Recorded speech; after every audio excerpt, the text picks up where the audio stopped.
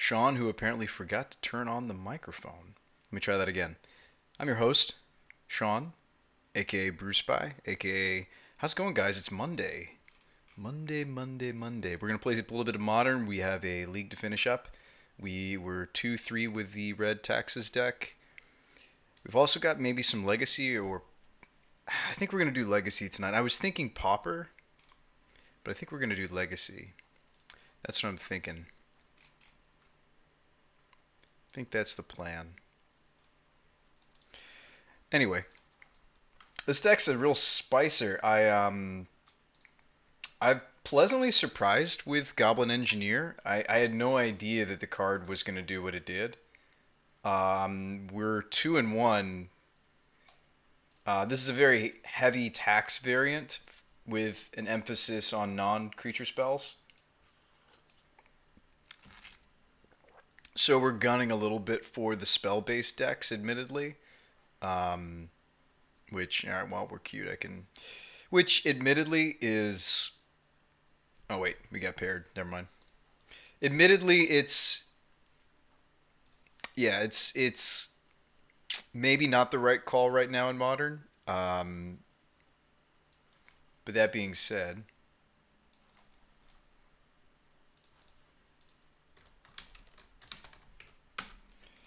Do we keep this one lander? Probably not. Especially since we're on the play. I like this much more. I like this hand much more.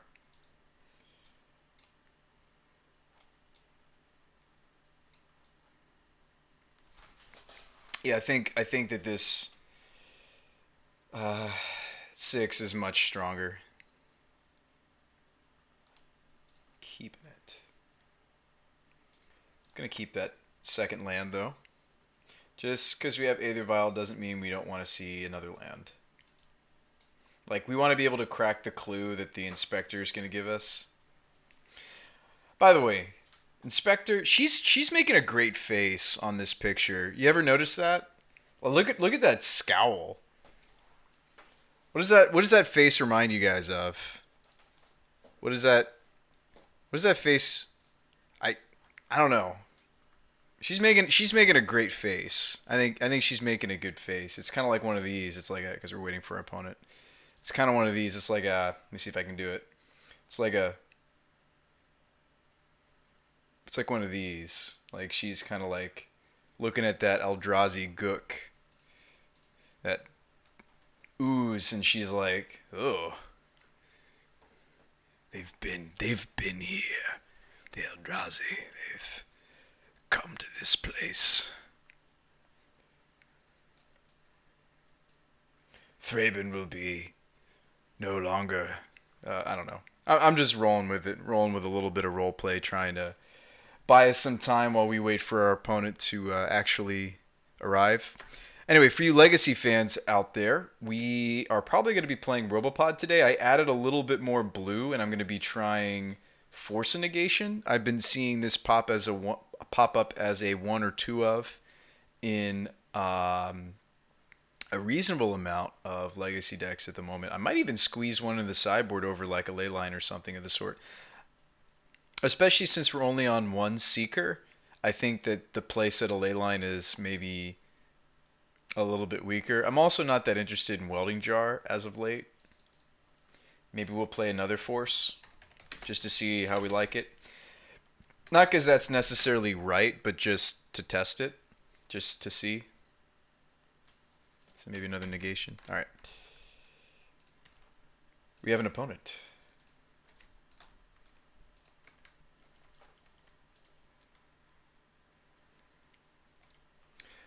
Oh, Spire Bluff. Okay, well, that could be a lot of different things, quite frankly. If I'm going to be frank with you guys, I mean, we could cycle we could just cycle Clue, which is actually kind of tempting. The other play we have is Violin, the Giver of Runes, and just play the Inspector. I'm going to go with that line. Just maybe not the correct line, just because we have enough mana to crack the Clue. But this play also holds a path. Should there be like thing in the ice? I don't really know if I want to just immediately path that. It's not like they run permission. It's not as if they run any permission. I've seen an uptick in Storm. We played against Storm twice yesterday. Okay, well, now we do the things. So if we draw land or... Alright. Yeah, they don't tend to have any permission, so we should be able to path this thing in the ice before it gets out of hand. Doesn't mean he's not. I mean, it's on the rare side. You see any main deck permission from Phoenix.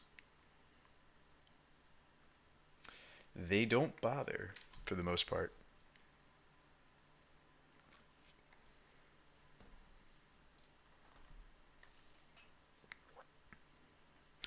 But good to see you guys in the chat. Thanks for dropping by. Thanks for coming to see this wonderful Death and Taxes kind of jank. I'm actually going to play the other vial. You could also merit cracking the clue. I think we're probably going to end step path this thing. Like, the hope is he kind of blows through a bunch of spells, so you're just trying to flip this guy. Unfortunate that we don't have Rin in play just yet.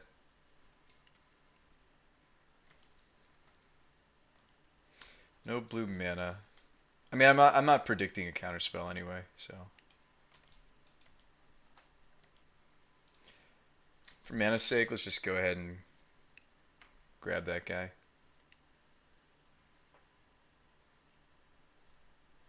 Bolt's Giver.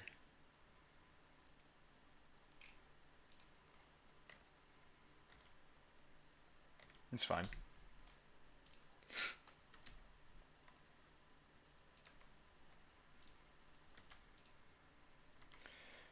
So we'll tick up on both of them. We'll put the Vryn Wingmare into play.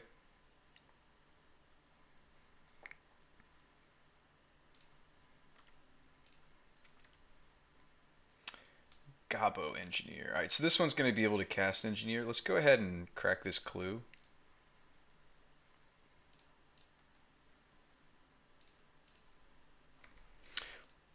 You get Sword in this matchup, right? Or do we just want the... Well, we're not running the Trinisphere anymore, are we? Oh, no, we still are running Trinisphere. I would probably go get Trinisphere. Swap out one of the Aether Vials.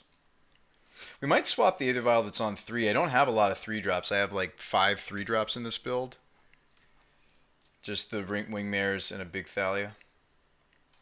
It's got main deck Aria. Bolts my Wingmare. Okay, I'm with you, chat. Or I'm with you, opponent. With you so far.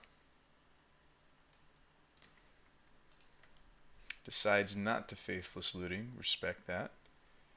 Can certainly respect that. So this one we're definitely going up. The other one we're going to set it to always no, always yield. Here's another Inspector. We cracked the clue now because I could hit something else. Goblin Engineer has Summoning Sickness anyway. Let's go ahead and crack that clue. Here's a Wingmare.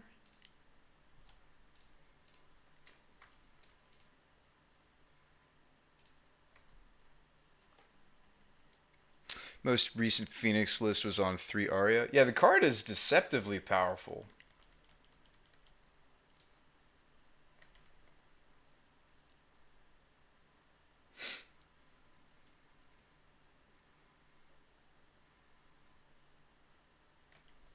I'm with you, opponent.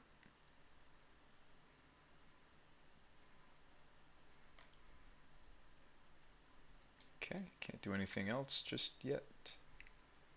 Wingmare.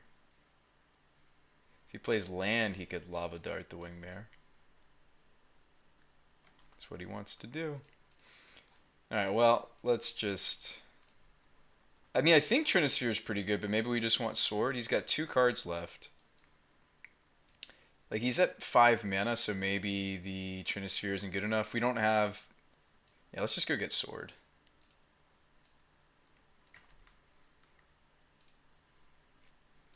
And whichever vial we don't need. I'll probably keep the vial that's on 2, honestly. Another Aether vial. We could just sacrifice this one. I could put it into play and then weld.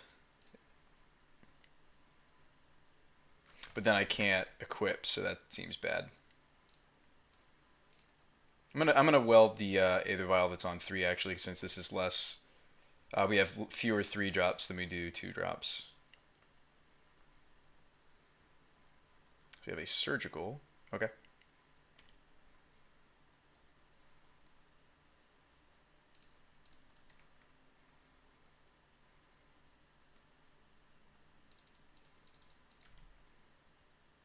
We do have smuggler's copters in the deck. I'd probably hang on to this Aether vial. So that's unfortunate he had another surgical. I still think we went for the right target. So there's a Phoenix. Does he literally have 3 spells here? Well, he's at 11 though. He'd have to take pain to do it.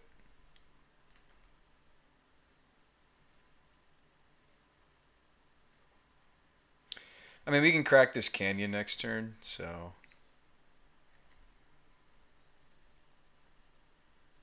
Yeah, we're not attacking with that Phoenix, are we? No. Tormod's Crypt, a little bit late.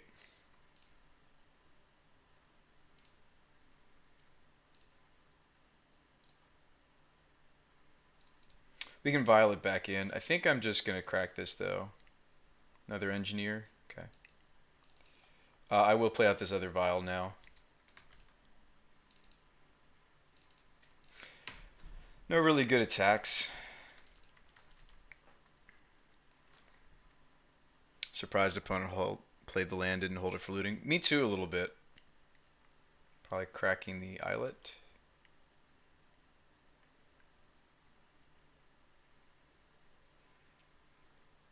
Yeah, maybe that was greedy to crack my canyon without a red source. I actually don't run a ton of them. Without a red source, I can't actually activate engineer. It was something we talked about that might be a little bit greedy in my build.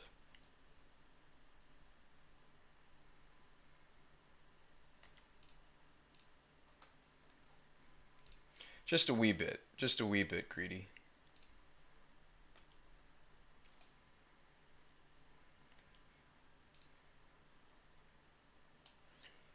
Probably just want Copter, to be honest. Harvester's interesting too. Harvester blocks the Phoenix nicely.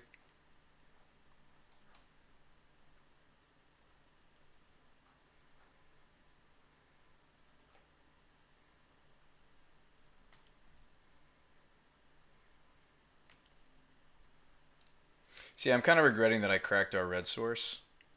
Maybe the deck would be kind to us and give us another. I'm not going to tick up. I don't think so. Arbiter. Okay. It's not great.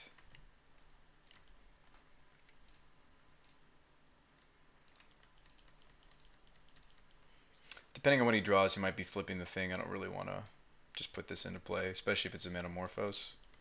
I think putting in the Arbiter here is foolish. We're kind of hoping he actually does put all this back into my hand, right? Because we could chump with something I vial back in. We're actually not out of this just yet, chat. Because him bouncing my Thraben Inspectors gives us some redraws. Another Phoenix. No, it's a finale.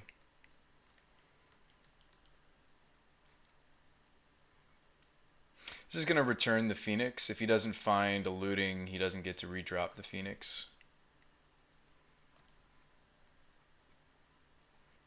We can chump this Awoken Horror for some time. It's no big deal. That might be a fine way to spend the extra Goblin in these Inspectors. Get some redraws.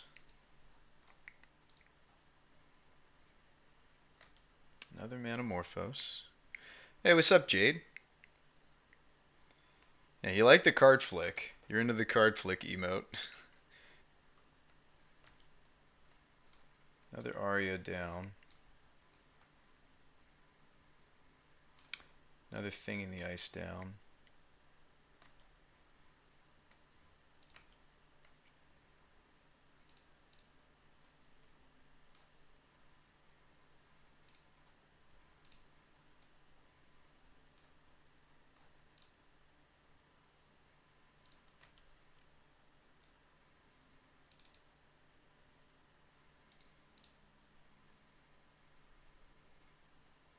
Ghost Quarter.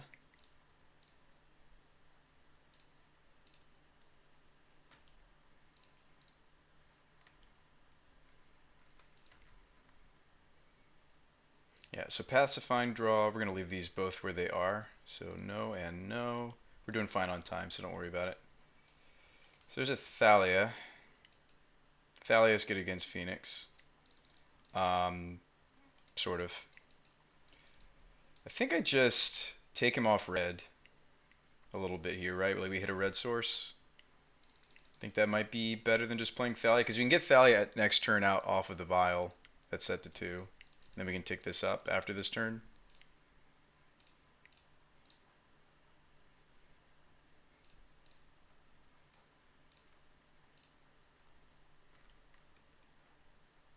This might be a land drop, so I'm going to go ahead and crack a clue. It's a Thalia. I think I'd rather get that in play than the engineers, since we did crack our only red source. That was really greedy of me, chat.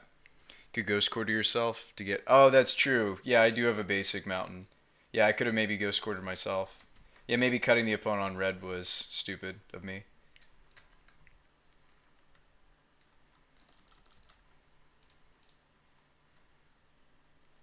Very possible.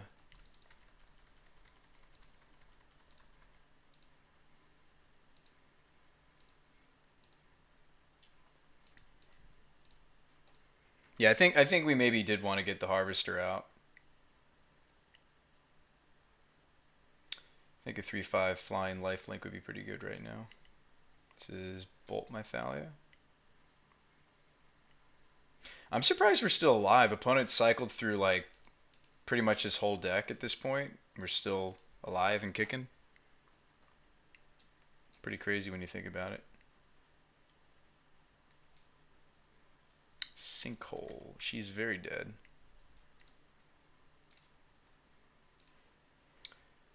Alright, so this one's going to tick up to 2. This one ticks up to 3. There's a Dark Steel. This would be useful with Ghost Quarter. We could go get ourselves a white source.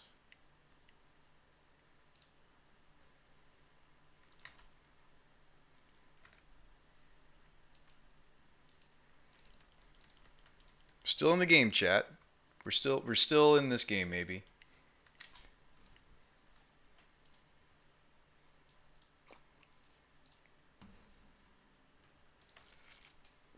Wish I could get the Tormod script back. I assume there's going to be Phoenixes. So sleight of hand, looting, needs one more spell. He is surgicaling my paths. Okay. You're at 5.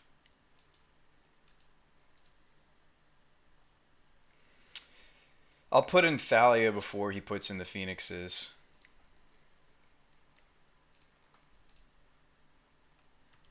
Those are tapped Phoenixes.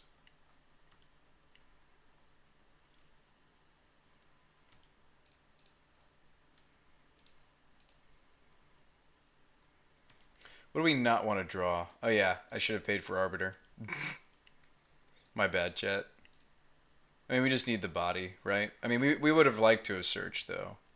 No yield. I forgot to pay for my Arbiter. My bad, chat. Happens. Hey, there's red source. Okay.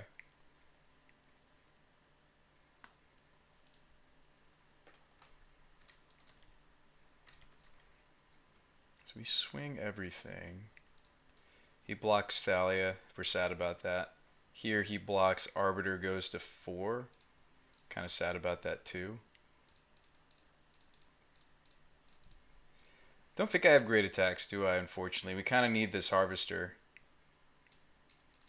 The Harvester changes the name of the game, and we can kind of loop them. We can loop them because that was kind of our idea with like engineers, to loop the Harvester to keep giving it back energy. Setting them to 1 isn't bad, though, if we swing all. That's true. Just swing all. They crack back. It's not lethal, right? Because I'm at 18. Unless he has a bunch of bolts. Just plausible. But we can block with Engineer on the Horror. Why don't we keep the Goblin Engineer back and swing put him to 2?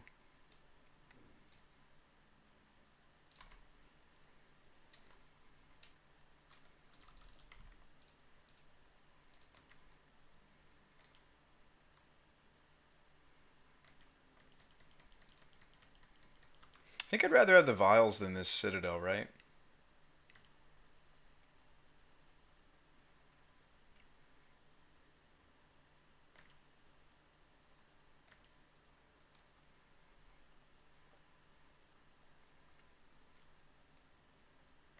We actually might have the win here, depending on what he does. Just the horror.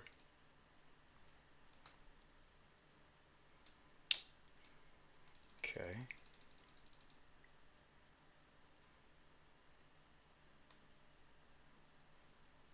If I get back Tormod's Crypt, that feels pretty safe since there's multiple Phoenixes.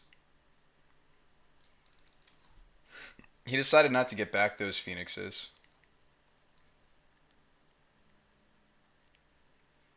Guess we just take this. Let's remember to pay for Arbiter this time if we put the other Engineer into play.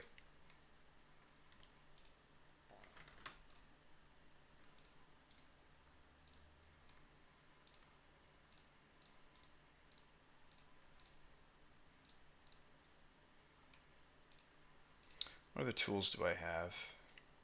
Or at this point, we probably just grab something I don't want to draw. Like, I really don't want to just draw, like, Aether Vial. I don't really want to draw Darksteel at this point.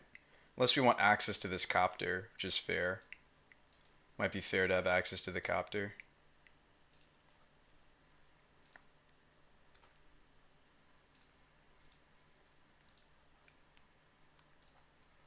I should have sacked the Darksteel, actually.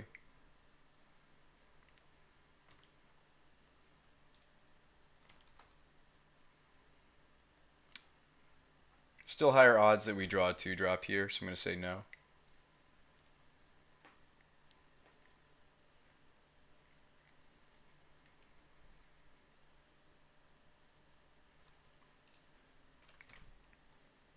Drew a path. He didn't take out all my paths? What? We just win here now, don't we? Almost. Yeah, he's at 2. We remove 1 blocker. We win.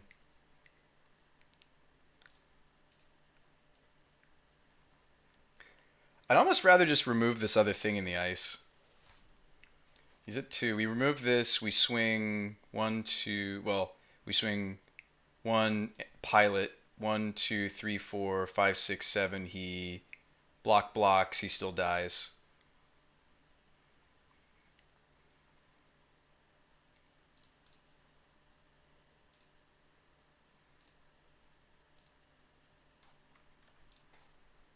I guess I could also animate the... No, we should just kill him. I was thinking about animating the Copter, but this math checks out.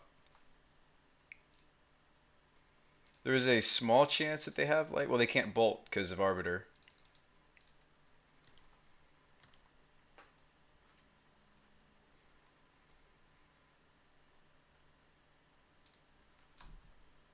Close game. We also had a redraw in the Canyon. I didn't really want to crack it, though, because we kind of needed the red source.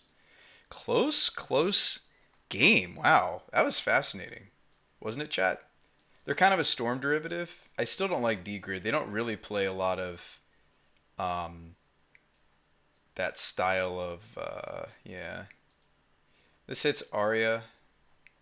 Maybe other sideboard cards. Like, sometimes you'll also still see Pyromancer Ascension.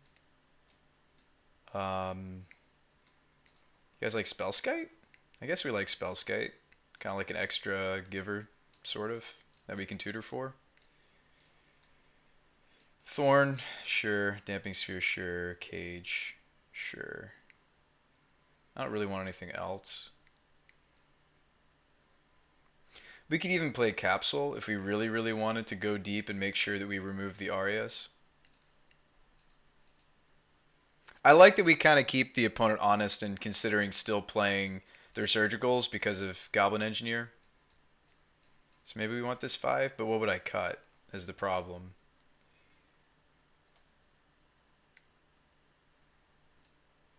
Their mana's not that greedy. Maybe we don't even bother with Arbiter.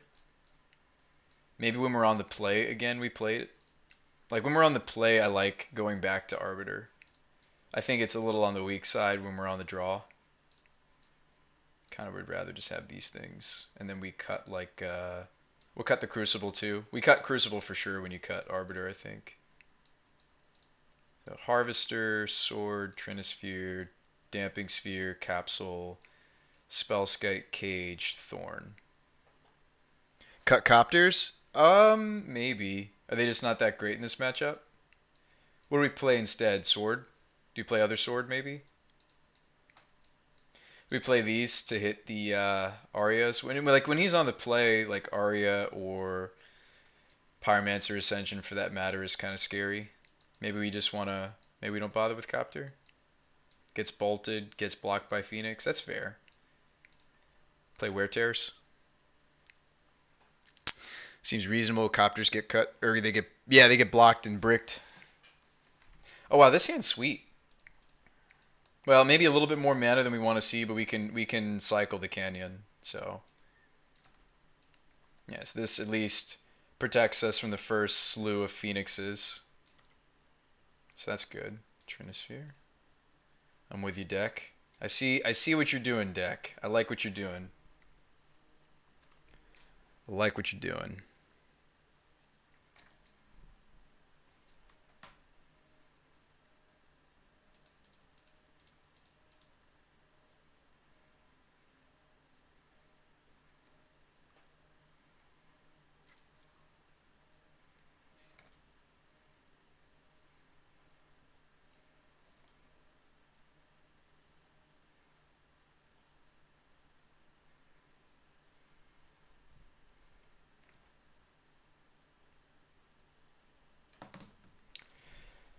Alright, so we jam Thalia, or do we want to back it up with Giver? That sucks to draw her here, but like, it's very easy that our Thalia just gets toasted.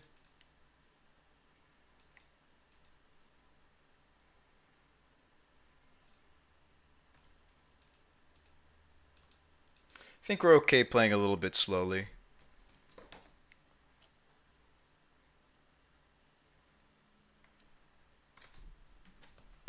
Like, we follow up with Trinisphere here, what are they going to do?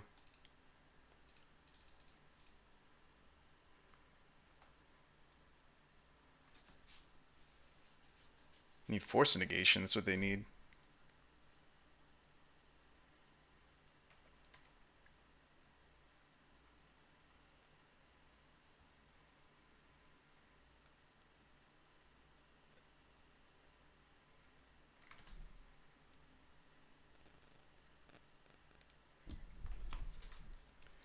So they did nothing. I figured that might be the case.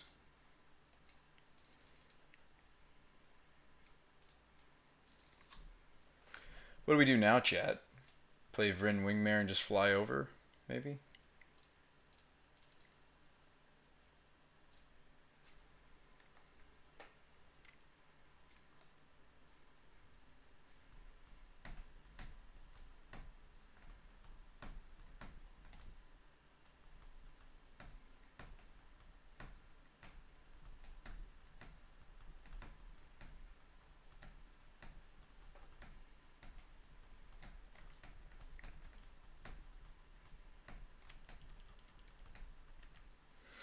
Kind of wish we still had like the Leonin Arbiters and the Ghost Quarter thing going on.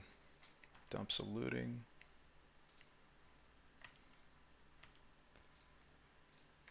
We probably just go Goblin Engineer and start grabbing equipment, right, chat? We want 6th land because then we can start double spelling. Let's pay the extra. Yes. So you go get Sword, right? There are other cards to consider. Well, no. Actually, it's still going to cost. I think Thalia tax effects, or wow, we just 2-0'd Phoenix. Nice. I think that unfortunately, the tax effects, if the spell was previously less than 3, like, think of Trinisphere like the equalizer. Like, anytime a spell is less than 3, it must be 3, if that makes sense. I hope I'm explaining that right. Maybe we got a judge in the chat that can explain it way better than me. That would be excellent. Any judges tonight? We have some that frequent my stream. If anybody wants to pipe in on that. I don't see any in the chat off the top of my head that strike me as judges. But I do believe it doesn't quite work that. Yeah. Now, if it's a 3-mana spell, you bet it does. 3-mana non-creature spell. We felt that the Trinisphere was actually overkill, though. In the current build that we're working on, the next, yeah, this build, no, the next build of this deck. I mean, we were actually considering just cutting the Trinisphere. Could theoretically keep this greedily off the back of this vial. Yeah, let's try it. Let's see what happens. Don't force a negation me, opponent. Does rarely happen. Doesn't mean it doesn't ever happen. I've played against quite a few people trying to make force negation work.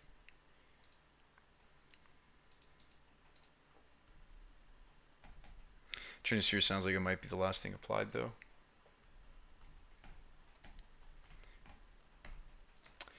Actually, that's a really heads-up explanation of it, Maximum.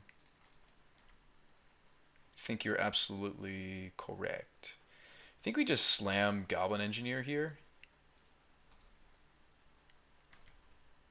In the dark, I have no idea what I want to get if you just go Sleight of Hand. I would assume we want the Trinisphere in the dark. Yeah. Like we're only one land away from slamming it. Could also just consider getting Sword. I'm going to go get Trinisphere. We may see him just destroy the Goblin Engineer here, because this is kind of scary looking. This is another Phoenix deck? Hey, well, we found that we're pretty good against it, it seems, for some reason. This Bolt my Engineer.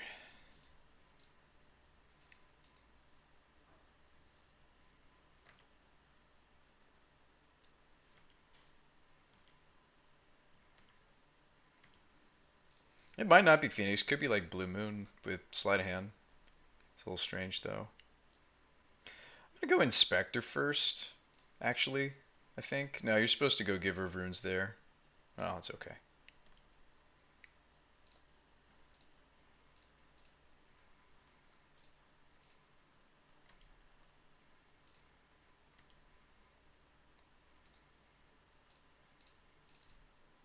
I think it's going to be okay. I wish I'd gone the other sequence just because we ended up being able to... yeah, it just looks like Phoenix to me. They're not other than Bolt, they're not going to kill this Wingmare. But just because we were able to get the Wingmare out, I wish I'd vialed the Giver of Rune first. I think that's a clear misplay on my part. This might be the Magmatic to kill Wingmare.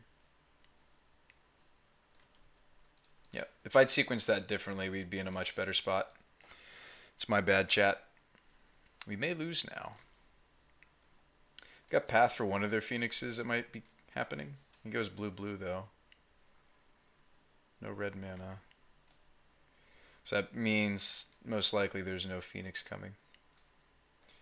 Yeah, I mean, this whole game, if I'd sequenced the Giver first, maybe it could have been different. Maybe we could have protected. Well, this would have bit the bullet for the Engineer, and then the Engineer would have bit the bullet for the Wingmare, right? I'm going to say no. Crucible. Okay.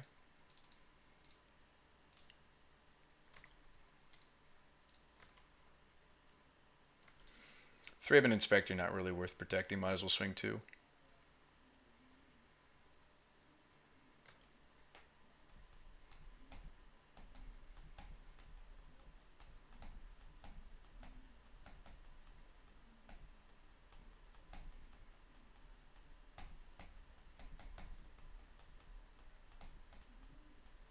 Well, here we go.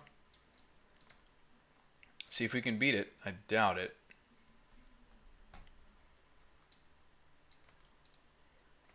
Dart. Decides not to kill the Giver of Runes. That was weird. Why wouldn't you kill Giver of Runes if you're going to cast Lava Dart? Strange to me. It's a little strange, isn't it, chat?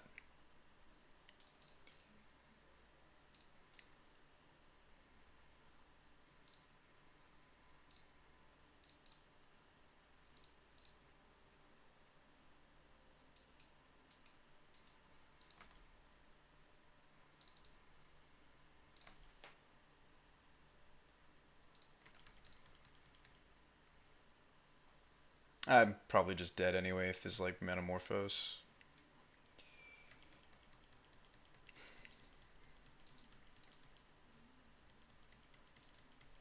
No white source, so we have to tick up the vial to get this into play anyway.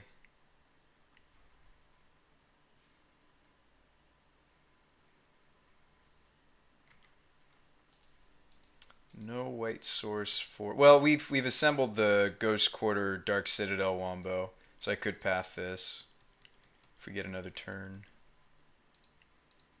May not get another turn. Okay, we're gonna get another turn. Good. As much as I don't want to give him more mana, we do need to respect the thing in the ice.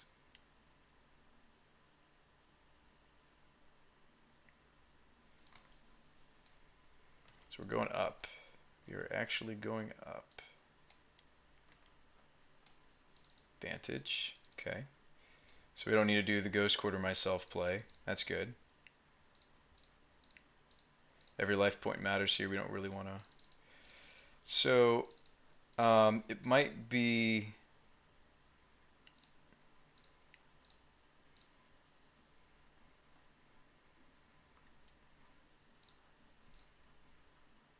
Oh, you know what? I was supposed to path first and play my copter first.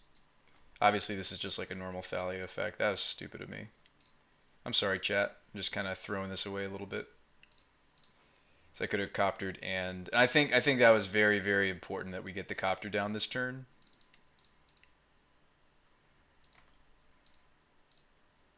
Yeah, so not doing that probably just killed us. I mean, he's got the Arya already on 4.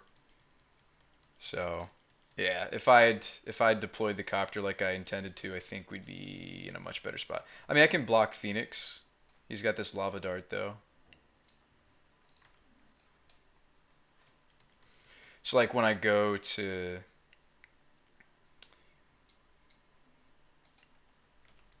block with the Wingmare, he can kind of blow us out with this lava dart, unfortunately. But I don't think I can take the damage either.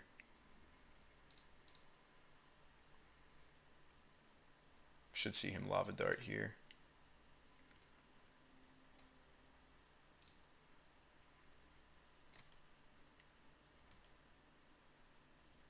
He let us block though, which is nice of him, right? Well, he had to because he had to wait for me to activate Giver.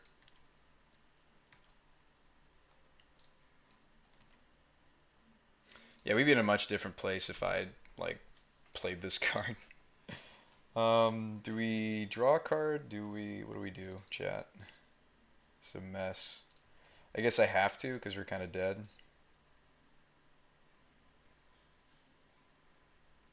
It's not a good card for us to draw.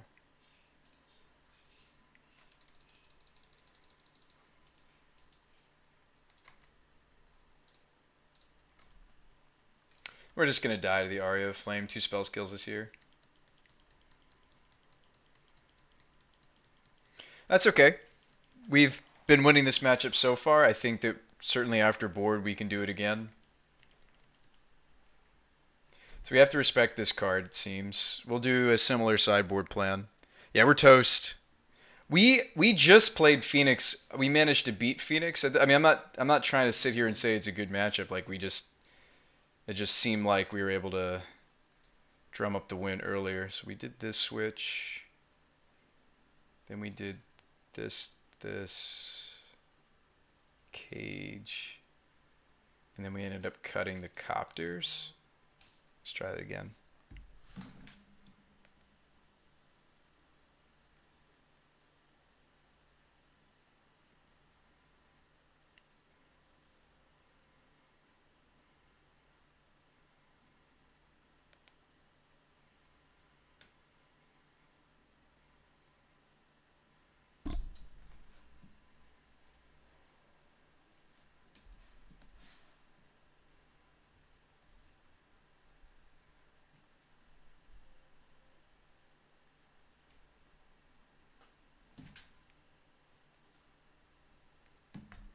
Yeah, let's run it back.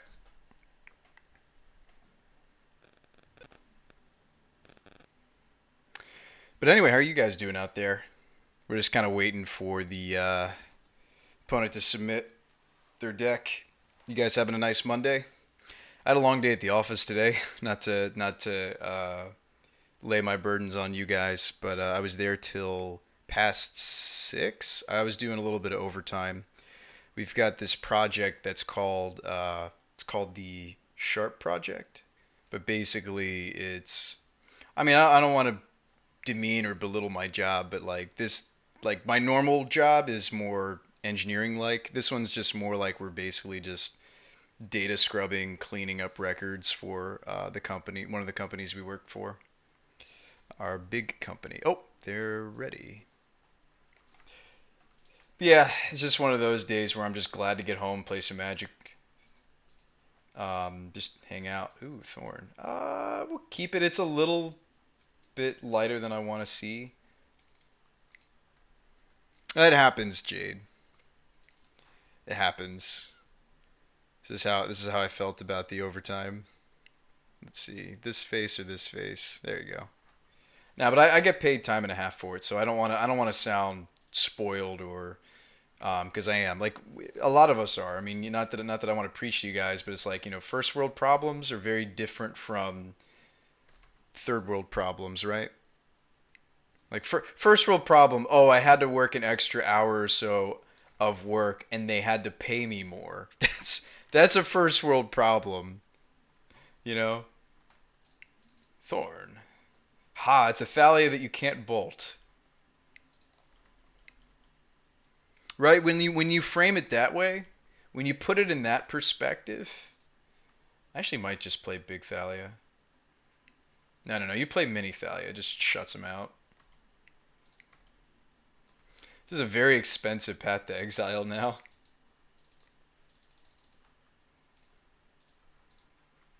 Opponent goes to cleanup. Saheeli. Rihihihihili. Rihihihihili.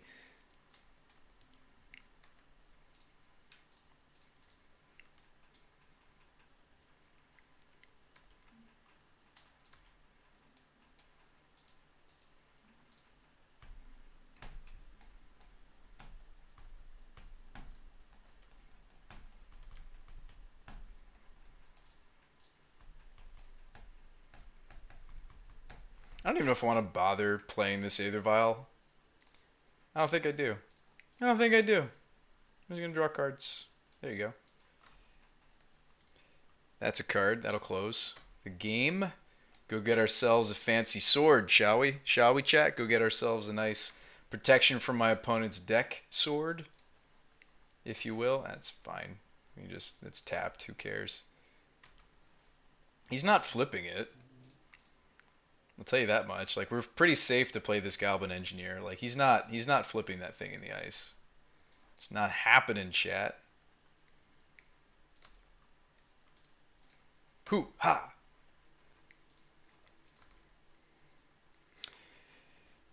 Glad you're back, Fran. Thanks for asking how we're doing. Too bad we lost game 1. Like, we seem to be winning the game 1 against Phoenix. Now he's going to be on the play for game 3. I'm a little scared, but let's run it back.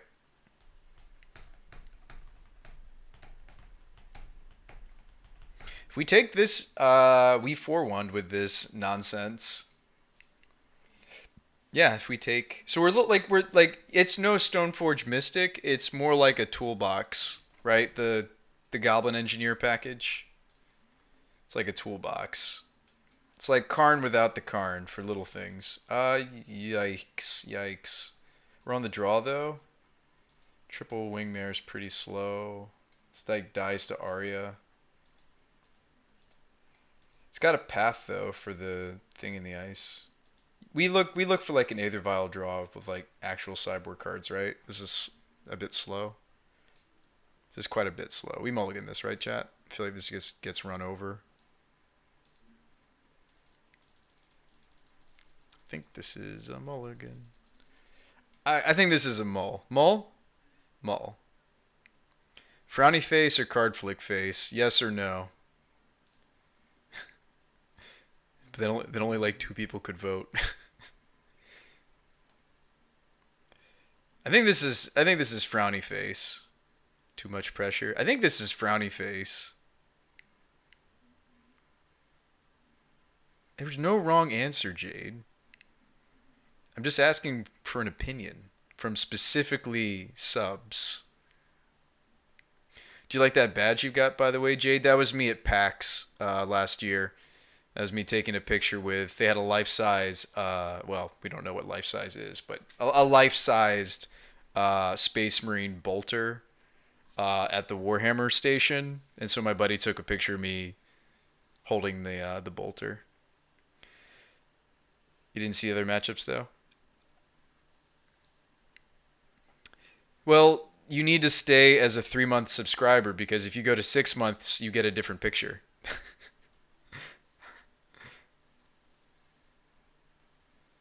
But if you become a 1 year subscriber, like I am apparently, I've been subbed to myself for 24 months apparently. I guess that's how long we've technically been BrewSpy. So if we add that to my Spawn of Virtue career, yeah, it's about 5 years of streaming. Picture's too small. If you're on a computer though and you mouse over it, you get like the whole thing. See? You like mouse over these. Like if you're on the computer, you can like mouse over them. All right, we're gonna mulligan this. I'm so very glad it's the one of Mountain, but we're gonna keep it and hope to shoot. Well, we have to respect that they have artifact hate for the Aether Vial, right? We should bottom the second Thalia. As much as I think Thalia's good in the matchup for sure, there's no guarantee that this Vial isn't just going to get blown up. It doesn't for you and you're on PC. Maybe it's because I'm running OBS labs and I can like mouse over things. Maybe. And maybe we should lead out the spell Skype before we play Thalia. We still have all these Wingmares. Bought the Master of Mankind audiobook. You know what's funny is a buddy of mine, Nick, he recommended Legions. There's it's like Legions of Heresy or something, or that's not what it's called. Legions of Erebor. I'm butchering it. I used to be much more into Games Workshop. Speaking of which, land. I'm still gonna lead Spellskite. Yeah, but it's the new. It's not actually that new, but it's the 40K kind of Hearthstone clone. I heard it's really good though, so I'm gonna give it a try. It's a little bit less budget than like Hearthstone, but Blood Moon. Oh yeah. We could just blow that up. Maybe I don't. Maybe I want to get the Thalia out there first, and then next turn we can blow it up despite this costing 2. Yeah, we're doing great. Our top decking has been superb. Another Aria. Okay. Land, please. So I can play the Wingmare. Alright, so we'll kill one of them.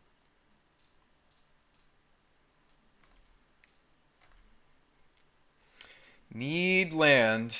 Need to be able to deploy this to like make this not kill us immediately. The casual 40 life in Modern, right? You don't want these getting blown up, I feel like. Like, if we can slow him down, slow his roll down a little bit. This is a ton of life. And the Spellskite should be able to protect these.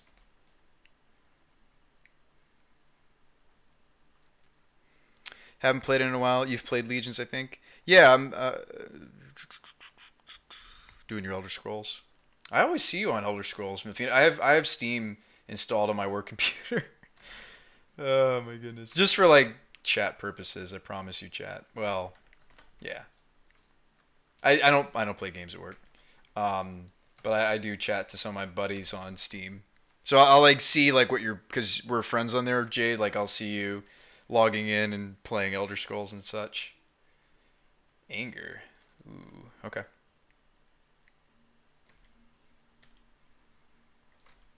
Land. Nope. Let's crack the clue, actually. That was a good play from us. Good job, BrewSpy. Can I get it? Can I get a good job, BrewSpy, in the chat? I'm just kidding. I don't need your praises. Oh, am I just dead now? Maybe. We put up a good fight. Hey, you know what? We beat Phoenix twice in this league. I think it's only fitting that we lose to it the third time we play it, because otherwise I'd be like, wow, like this really bad Goblin Taxes deck is like the answer to everything, isn't it? But we're just dead. Oh, well, thanks, Audio Tutu.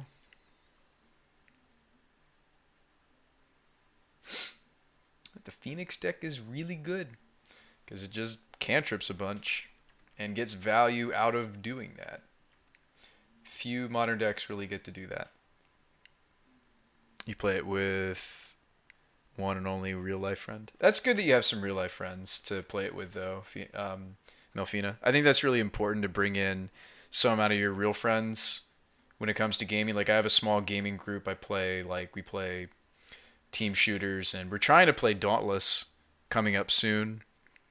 We've got 3 people for Apex. They're a couple high school buddies of mine, and then one of them was from one of my bands, also a high school buddy. Actually, 2 of those guys we were in a band. One of them is not a musician. Yeah, Paladins. There you go. Yeah, it's good. It's good to. I think it's good to. This thing kills you real quick, though. We were at 40 life not too long ago, chat. We were at 40 life. Rewind a few turns. We were at 40 life. Who knew that this card was bonkers when it got printed? All right, so he gets to bring back a Phoenix, put us to 8. I play Harvester. We die to the Aria. We die to the Aria even if I play Wingmare. So we're just dead. Good games. There's no out for us here. I mean, the best hedge is you just die.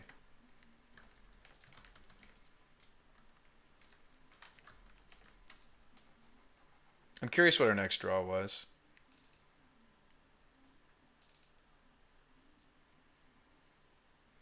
Sword coming up. All right, so we're 2-1 on Phoenix. I'm totally happy with how the deck performed despite losing in the end. 3-2 deck, I did not expect it to be a 3-2 deck. So we walk away with a modern point and a chest for a deck that I did not quite believe in. Maybe I should have. We were going to mess around with Force Negation and Legacy, perhaps. If you guys want to see that, stick around. My Legacy crowd hopefully will turn up soon. We'll go face cam while I switch in and out of decks. I've been getting some feedback, and I think that you guys getting to look a little bit closer at my face while we switch decks is maybe more fun than me just shuffling through decks. So how are you guys doing? The hard part will be I have to, now that like it's just my face and chat, like I have to look at the camera, but I'm just trying to also get us into the Robo-Pod deck at the same time.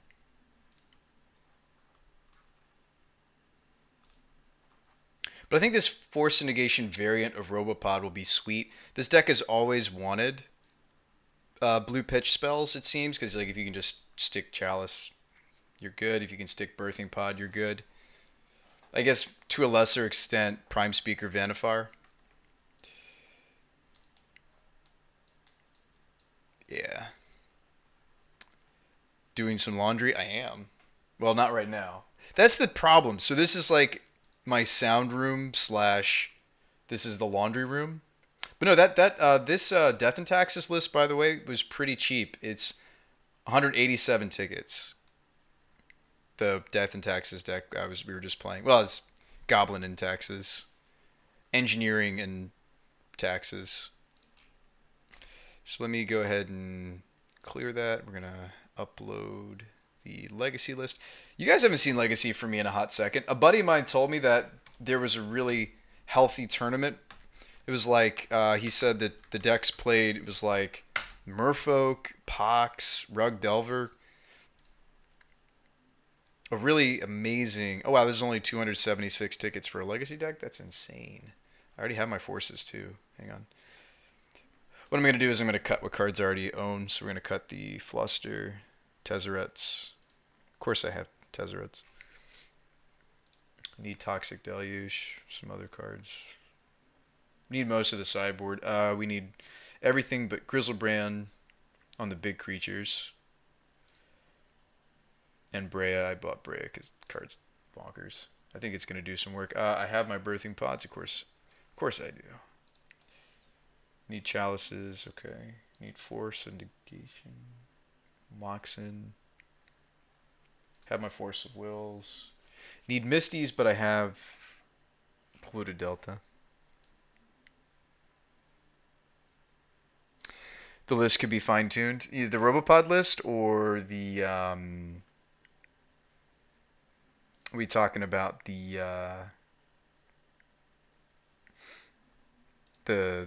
Taxes deck we were messing around with. Like, the fact that we went 3-2 and it wasn't even really optimized just baffles me. I think somebody else should definitely take up the mantle and try to refine that deck. And I have the Shriekmaw randomly. We're going to try this Thopter out just to have more blue. And also cheaper cards. And it also skips up the curve, right? For the measly cost of 2 life points, we can pot it or Vanifar it all the way up to our 4-drops, which is really where the spice begins for this deck. Like, the 4-drops are really where a lot of the power is. And we're going to leave in the Treasure Mage package so we can go as big as Wormcoil Engine and Grizzlebrand. I think we're going to like that. Alright. So actually, I was wrong. This is actually 400 something tickets. But that's okay. Been wrong before. I actually don't have enough loan unless I return the other deck. So let's do that real quick. It's most of my budget to play the Robo-Pod deck. That's nothing new. Like, if I didn't own what I do already own on Magic Online, I actually wouldn't be able to rent and play it. Because, like, between the Chalices, and some of the mana base, the sideboard, like the ley lines and such, like, it's pretty expensive.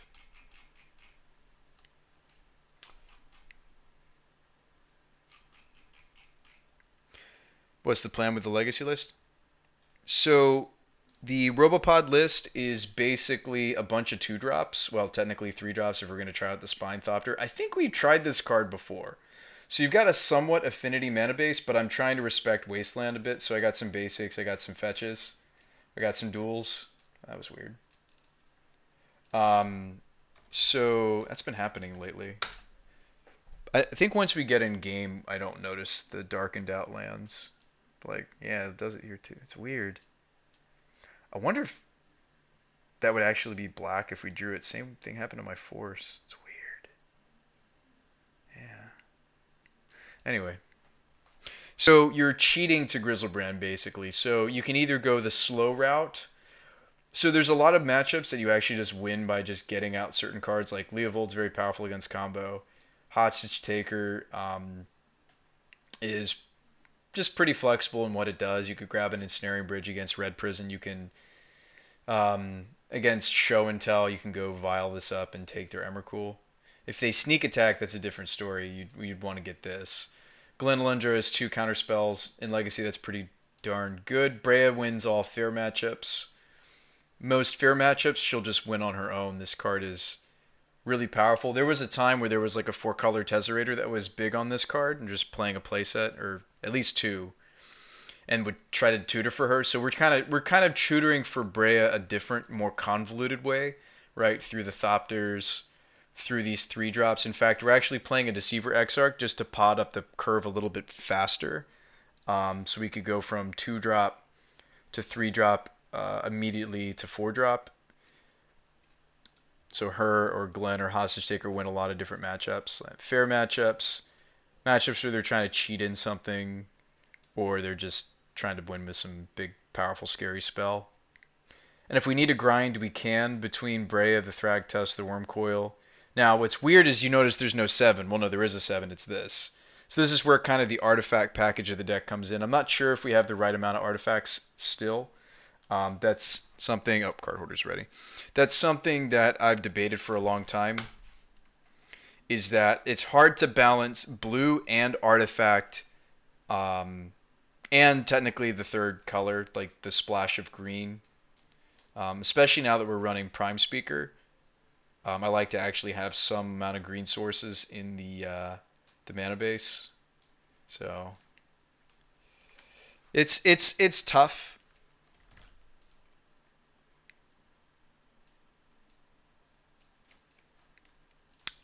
I don't know what happened there.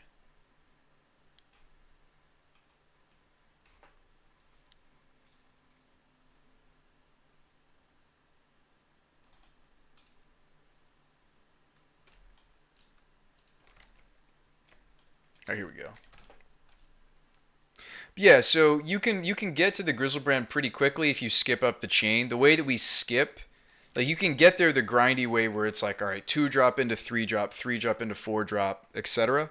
All the way up to Grizzlebrand. Sure, sometimes that happens, but like against like faster decks, we want to skip straight to Grizzlebrand. So Mirror Enforcer lets you do that. This is technology we've been working with for a long time. I think years and years and years ago,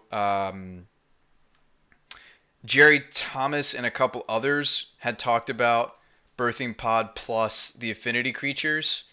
I think some of the first iterations of the deck was just like Mirror Enforcers and Frogmites and just trying to cheat up the chain. This one has incorporated a little bit of Tezzerator into it, so we look a little bit more like Tezzerator necessarily than we do look like Affinity, like Legacy Affinity with like I actually have cut the Ancient Tombs in lieu of having more clean and colorful mana. This mana base also respects Wasteland a little bit better between the basics, the fetches, and the Moxen. So hopefully, I mean, despite still having some amount of artifact lands, right? We're playing six. I'm playing 6 artifact lands, but none of these are colorless, right? I mean, none of these are the like Darksteel Citadel. So I think this is actually the most I've actually embraced the and I know it's weird to be a bug colored deck, but yet we have Brea. Trust me, you don't tend to hardcast her. She'll get pitched to a force, most likely. She's going to get pitched to a force. I'm going to move this over. I doubt we're hardcasting it. So we got about like 9 free spells, 15 2-drops if you want to count the Evoke on the Shriekmaw. Shriekmaw is just another 5-drop so that we can ensure that we go, that we can curve naturally into the Grizzlebrand. It's utility. But yeah, so you go 2 drops into 3 drops. Depending on how much affinity we have, Mirror Enforcer is about 3 or 4 mana on average, I found, in the deck. We could put him here to just like, if we're getting like wastelanded and such, I imagine he'll be more like here. Which is still like still curves the way we want it to. Could even put him here. Just because really he's just to connect the deck to the Grizzlebrand. That's the only reason he's here. We're not looking for a cheapened 4/4 in Legacy. I mean, there's Gurmag Anglers and such. We're looking to just use him as a way to go to the Grizzlebrand. So yeah, between potting up the deck naturally, or you can use Treasure Mage to go grab the Mirror Enforcer, play the Mirror Enforcer pod or Prime Speaker, go grab Grizzlebrand, draw 7, force something, is kind of how the deck plays out.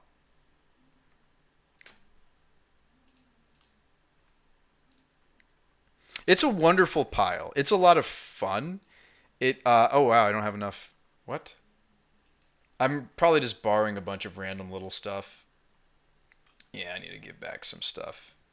If I go to the loan price, I have like a lot of little borrows that have added up. Like we need to give this back. I need to give this back. Just like lots of little orders that add up. Like microtransactions, right? Like you look at your paycheck and you're like, well, where did it all go? And then like microtransactions are like this random gemstone mine, actually, is what I should have given back. Or this random prismatic vista. It's the microtransactions, man. It's like, you got this bucket, right? You got a bucket of water, you're carrying it home, right? And yet you stop several places and you poke some holes in your bucket. Looks somewhat functional. We played some legacy challenges with this pile and did reasonable. It's near and dear. It originated here. We've borrowed tech from all over the place. Like, I'm not gonna lie. Like, for example, like I mentioned, Jerry Thomas. Like, people tried to find a shell for the Affinity and Birthing Pod. Now people jokingly say that I stole it from Spawn of Virtue, but I am Spawn of Virtue. But that's another story. A guy named Vic Sansing took it to a Star City tournament about 4 years ago. 3 or 4 years ago, not that long ago in the grand scheme of things, and did quite well with it. You're Mr. Spawn. I remember. At least you know, Jade. That's like the new meme is like people are like, this isn't a Brew Spy deck. It's a Spawn of Virtue deck. It's like, but that's me. That's literally my Steam username. I could show you. I'm the only one to my knowledge that logs into that Steam user account. For the record. I hope nobody else has hacked my Steam account. Spawn of who?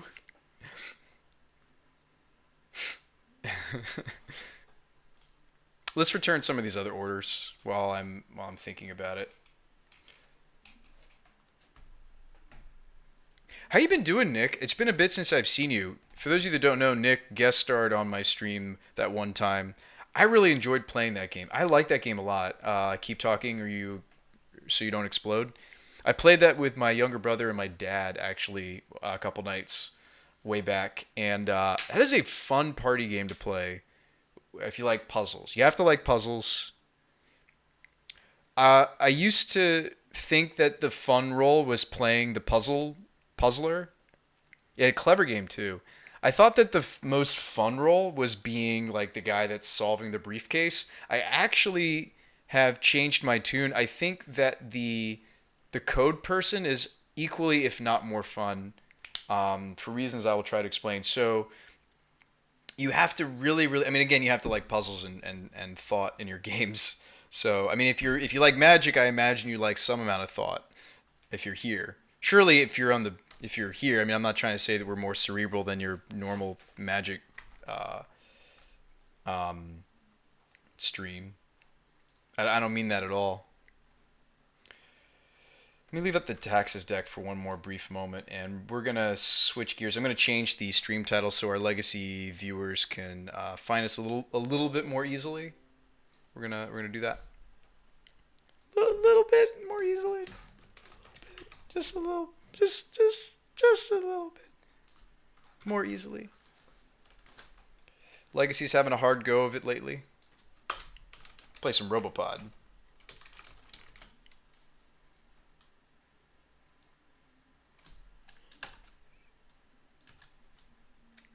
Robo-Pod with Force of Negation? Holy Hera. Our coolness average is certainly higher. Oh, well, thank you, Fran. I don't know about that. I'll take it. It's not about being cool. It's about casting Birthing Pod in Legacy. There are plenty of cool things to do in Legacy that don't involve Birthing Pod. I was told by my buddy that Moto is a swarm of, at the moment, is a swarm of Dreadhorde Arcanist decks. Is there a way that we could change up our sideboard to be a little bit better against those decks? Probably. I don't know what it would be. Kitchen Finks. I'm not even joking. Like, we're a Birthing Pod deck, like Kitchen Finks, maybe.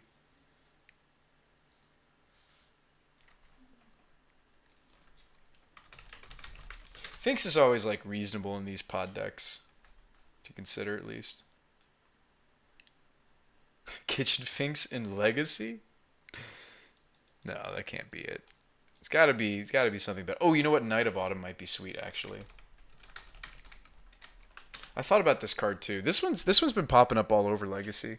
It's kind of got the same issue as the Pontiff that it's like kind of off color for us. But as a pod target with Moxen, it's not a problem. This might be spicier over the fourth ley line. Kind of like having the playset though. Without the playset of this, I'm less excited about Helm of Obedience. Could cut like the Padim. I think Padim's reasonable, but might just be too cute and slow. For that matter, like Agent of Bolus might not be what we were trying to do as well. I kind of like having a couple Planeswalkers that synergize. Yeah, we can try out the Knight of Autumn. I was thinking about Knight of Autumn for this potentially. The old white sideboard cards, red white cards in our sultai-colored deck. Oh yeah. Oh yeah. All right, well we've got more than enough money to play the deck now, so let's make it happen. One of the items is not in stock. What is it? Snow-covered island. They are out of stock. Okay.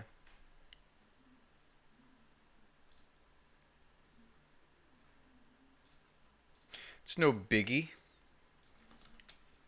I mean, I was just trying to trick people out and make them think that I'm playing the new Codal as a meme. Alright, anyway. As a meme, chat.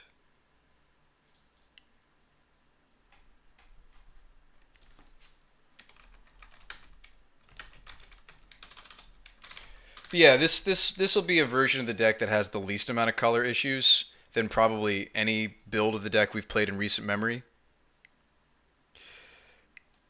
I mean, it's that time of the year, Nick. I'm sorry I missed your second comment. So it is that time of the year. Holy crap! Are we still not there? Look at that. We're still so close. I need to give back those other cards. Let's return the gemstone mine, and then it literally is like my whole account basically. We just have like some random loans that I need. I need to go back through all of these loans and just give all of them back because microtransactions, Batman.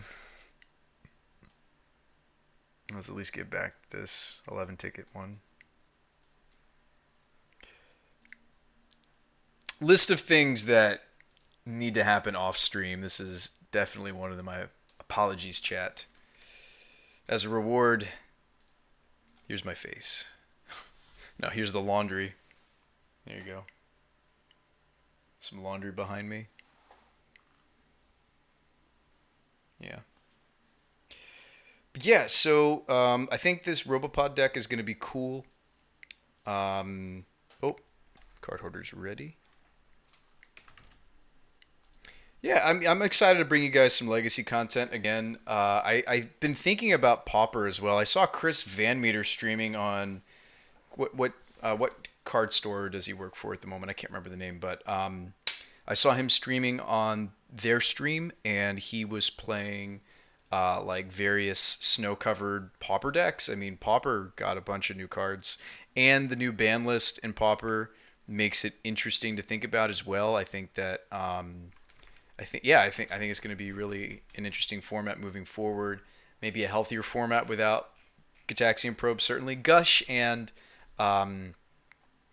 I think maybe Gush and Daze are like dying for some of Gitaxian Probe's sins. Do I still not have enough? It says loan balance. It's just not updated is what's happening. Let's refresh it. Good to go. Place order. Yeah, like about 6 tickets worth in microtransactions I have sucked up from the account. And we need pretty much the whole 500 tickets to play decks, like some of the legacy decks we like to play. It's most of our budget. You know what Pauper's missing? A monster. What? When I go full cam? Did my face scare you, Big Loss? Or are you talking about the laundry monster behind me? There's like a laundry monster meme going on in the Dungeons and Dragons Discord. For those of you that don't know, I record not every week now. We record every like 2 to 3 weeks now. I record, but we do get together once a month.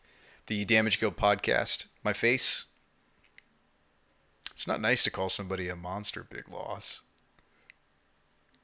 I'm a monster. A monster. A monster. Looks much smaller in person.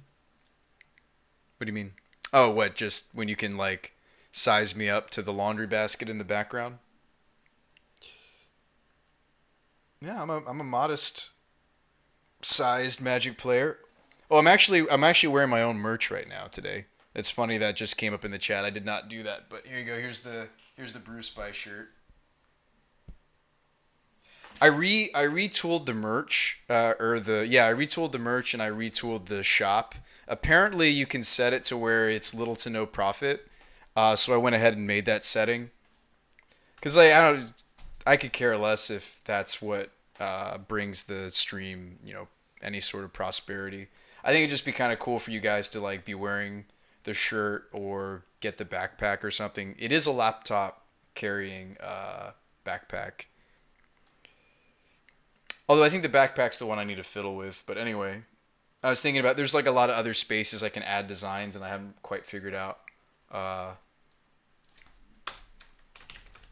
where what I want to put on it and where I want to put it. I mean, if you want it plain, it's plain right now. It just has the logo, and then the rest of the deck is just a plain black and white backpack laptop bag. Yeah, Jade's got the bow tie from the bow tie contest. I like doing little stuff like that. It's fun. You came to your store to play Modern? Yeah, you know. And when you know, you know. Am I really gonna play the basic forest? I don't really want to. What's it here for? Prime Speaker, Thrag Tusk, Knight, not taking damage off the birthing pod. I guess it's relevant.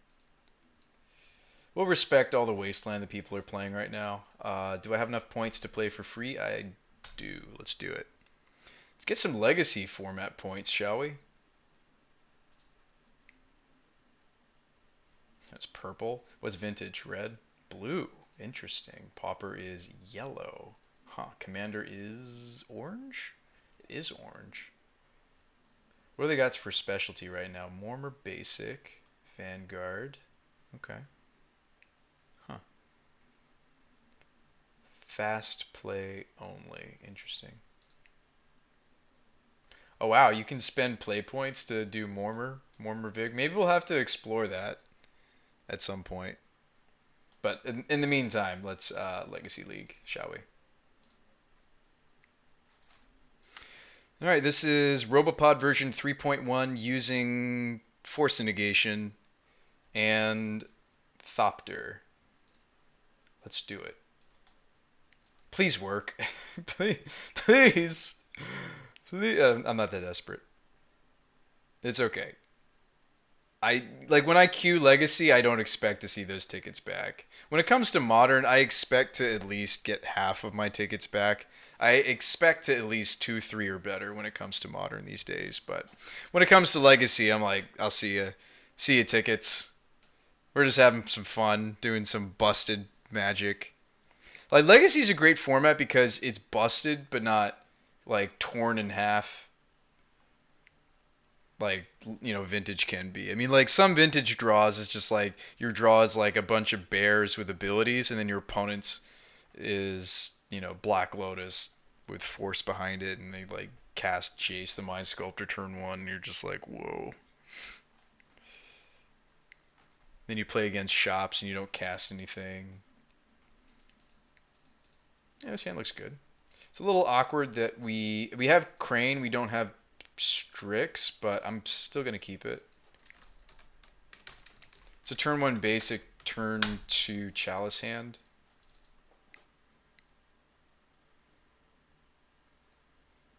Which store was a big loss? You're welcome to rep your store here if you want to. By the way, show of hands, did the stream actually get updated, the title? Anyone? I'm going to look like Elves, but Elves always has a 1-drop. What deck is this, right? I guess Nickfit would maybe do this. Humans. Merfolk. Soldier. Oh man, it's the Soldier Stompy deck. This Chalice does nothing. I mean, it could be like a weird draw from Death and Taxes. I'm not gonna say that's not necessarily true. I could get Strix out by putting Chalice on 0. I mean, we definitely want to Mox first. That's what we're doing, but I bet we're just casting Crane, right? I'm not that excited about Chalice if he just goes Cavern like this. I think I'm just going to cast Crane. Hopefully we have enough artifact count at the moment to actually always get a card or almost always get a card. Like you'll still whiff even when you have the right number of artifacts. Hoo-hoo, we found the new card. Hoo-hoo, chat. Ho-ho. Did for me. It was Dark Depths games. Okay, cool, Big Loss. Very cool. Yeah, in Philly. Very cool. I had a good time. My buddy Jim recommended your store. Jim, oh, why am I blanking on Jim's last name? That's weird. Italian guy. Why am I blanking on his last name? That's weird. It has been a bit since I've seen him. He got engaged. Yeah, it's Soldier Stompy. Jim starts with an N. Novak. I don't know why I couldn't think of that. And that doesn't sound like a... Okay, so if we know the Chalice is dead. This is Soldier Stompy. Maybe I'll just put this out there so I can Strix. Although first strike. I think I still play Strix though. I think I'd rather play Strix before I play Crane. So we could take her this Thalia. It's not like the scariest thing our opponent's going to do. We want to get this Prime Speaker out there. I was looking for a fourth land. Yeah, you know Jim? Yeah, good friends with Jim. He helped me out of a pickle not too long ago. Like about a year ago at this point. It's crazy how fast time flies, man. I feel like I just moved here. And now it's been a year almost. Land. Nice. Okay, so we can slam Vanifar.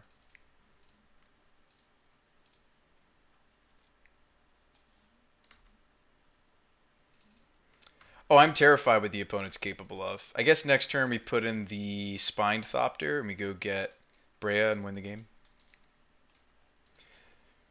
The problem is this isn't like your normal fair matchup. He's going to play the 6-drop right here. Suppression Field, okay. Make it more expensive for me to Prime Speaker.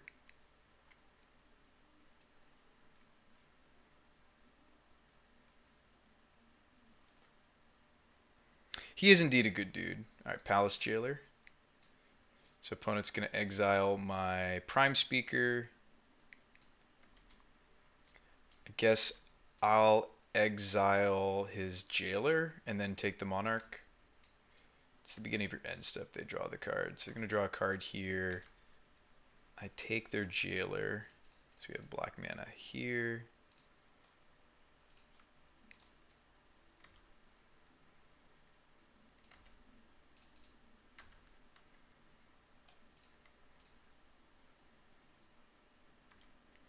Yes, I'd like a card. We'll kind of ping pong this. Ping pong this for a little bit. Yeah, Palace Jailer's sweet. This is a powerful soldier. I imagine there's a bunch of them in his deck. Alright, there's the officer. So this is the soldier equivalent of... oh. Wow, he found another Palace Jailer. Preeminent captains to cheat things in. Yeah, the Soldier Stompy deck is super cool. We're going to have to get these Chalices out. Stat. Can I cast the Palace Jailer? No. I would need another Mox. I mean, we could draw another Mox this coming turn. Yeah, the Pirate is sweet. He doesn't have enough mana to play Jailer, thankfully, so we get to keep this. Yeah, the first strike on this is maybe a little relevant. But yeah, so we can do the things. Oh, we also drew a Birthing Pod. We have all the things now, chat. So we... yeah, so that's going to cost extra, but I think we just go get Brea. I don't have to take 1,000,000 here. I could just play Glitness Crane to get a similar effect. Another Strix. Any order? Oh, no, I can't. I needed specifically a 3-drop if I wanted to go straight to Brea. My bad. That actually was really relevant. I think what we do now is we have to consider going to Treasure Mage and trying to go straight to Grizzlebrand. Yes.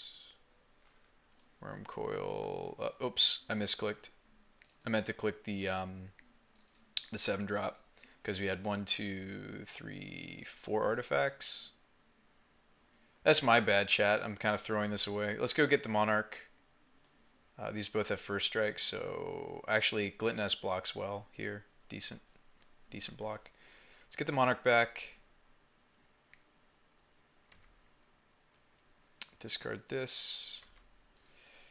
Yeah, shoot, chat. That's really relevant that I didn't think about playing Thopter. I should have played Thopter because I could have turned this into Brea. We could maybe win. Thought you could use any color for hostage. Oh yeah, you may.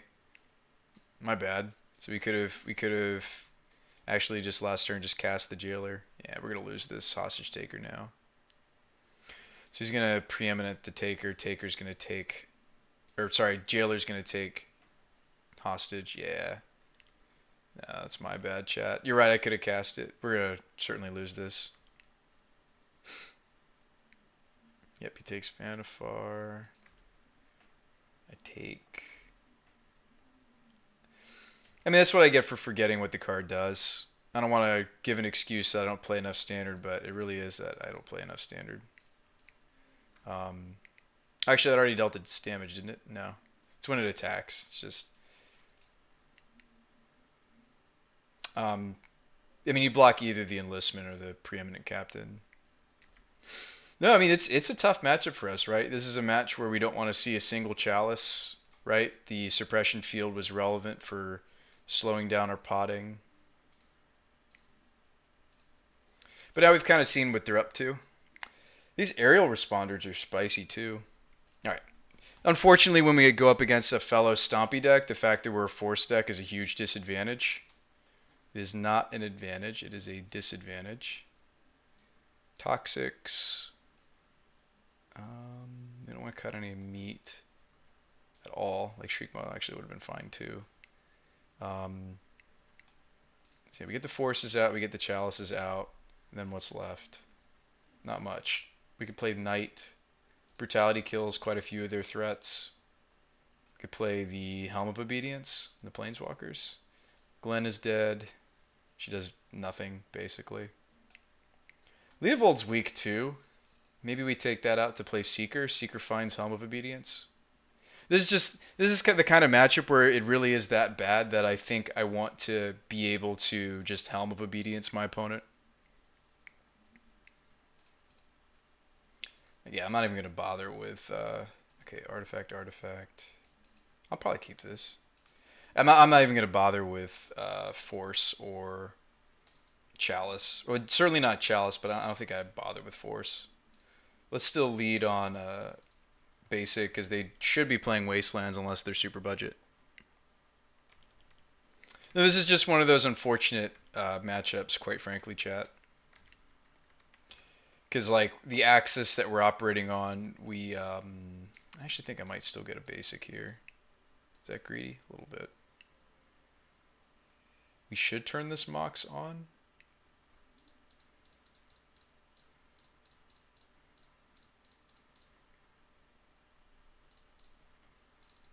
Not this turn, but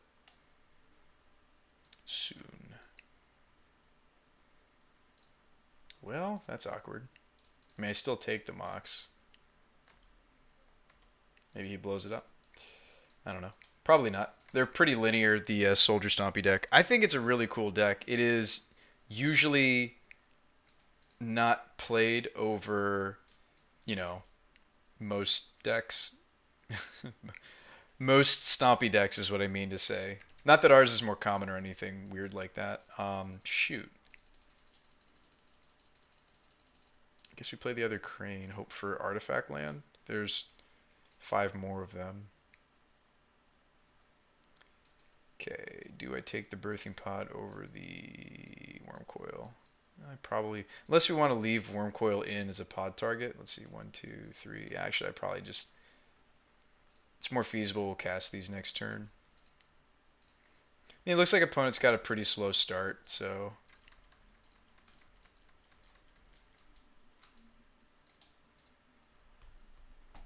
No, take it back. Officer, yep.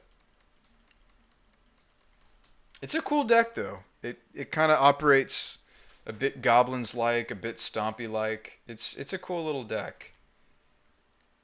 He only got one hit there. He still got his chalices in? Why? Why is this in? I hate to think we're gonna lose. Like, why is Chalice in? Why is this in? Was he hoping to cut off my Moxen? Oh my goodness, chat. Sweet, sweet Wampa. Womp womp womp.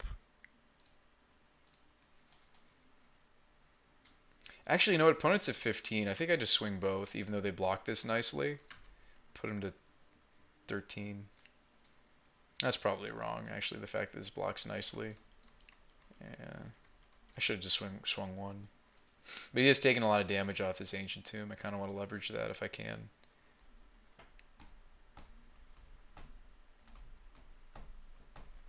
Oh, there goes that plan. So we're going to be blocking for the foreseeable future. We just can't catch a break, chat. This is technically the cleanest mana we've had for this deck, but we just can't draw it. Now I'm really wishing I'd just gone with a non-basic.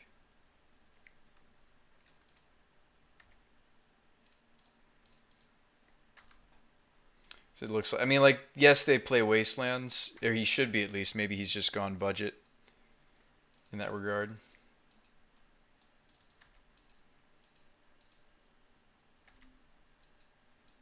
I hate to gripe, but I'm actually gonna ditch the ley line. I hate to gripe, but I think between drawing like Force and Chalices game one and making some mistakes too. I mean, I made some mistakes too, but no, we kind of want to avoid the other stompy decks because while we in theory have a better unfair matchup, they have a better fair deck matchup than us. That's unfortunate. Like, of all the decks to get paired against, that's why I told you. I said when I play Legacy, I'm just letting those tickets go. I really don't think about it because you could literally play against anything. Legacy is a beautiful, wonderful format. Don't worry about it. Just have fun. Don't worry about it. I mean, so many of the formats that I love right now really are coin flip. Holy crap, we won the coin toss. We did it. We won the coin flip. This hand's not susceptible to Wasteland. It is susceptible to Stifle. So that's exciting.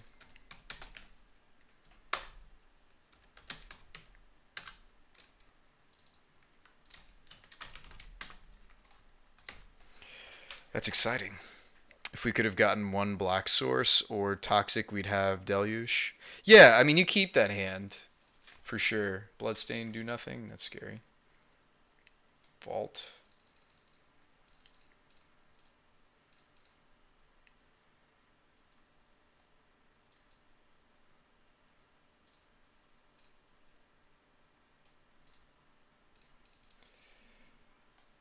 Alright. Is Chalice good? Is this going to resolve?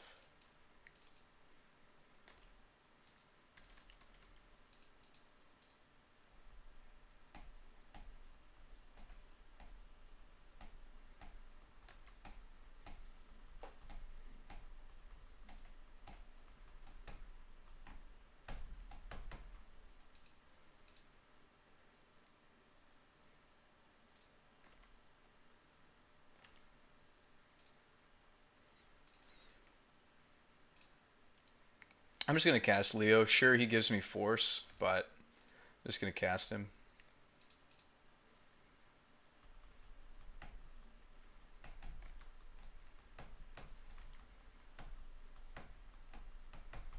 I think I actually want Force now. I don't think I'm going to play this 2-1. It's really just here for the pod value. I'm not that excited about casting it. I think I'd rather just assemble a Force of Will. Liliana, speaking of which. Another him, I will draw a card. Prime Speaker.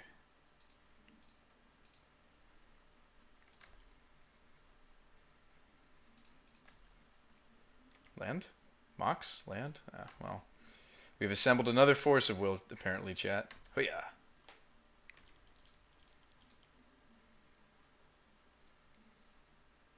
Looks like Lily. We will force.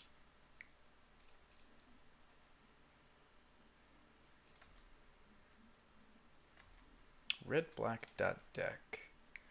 Huh. Between like Gurmag, Confidant, I mean, there's quite a few creatures I unfortunately can't kill with a Shriek Maw. Maybe we'll even just hardcast this. Bloodbraid. Yeah, he's just playing like classic John Deere. Do you want to cast that? Probably don't want to, dude.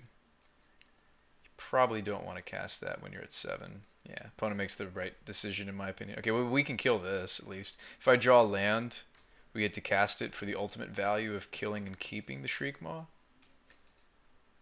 Well, let's just evoke it then. Womp womp womp womp womp. Still fine with this. Right, we're still fine with this.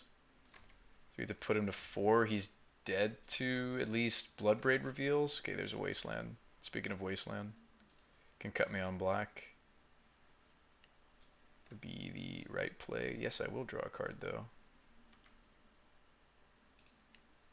Oh, we have Force Negation.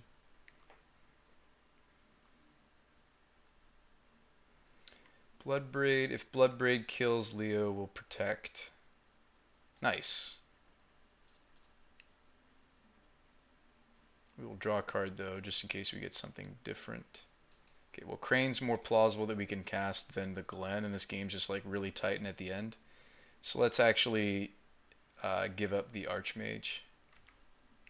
Did I accidentally tap my force there? I did. Weird. Okay, opponent gonna stay back on the Bloodbraid. Fair enough. No, he stays back on Confidant. That's actually really correct. Good job. Good thinking, opponent. It was good thinking. That's what you want to do, because I don't really want to swing into this Confidant. So there's Strix to think about. Birthing Pod I can actually cast next turn.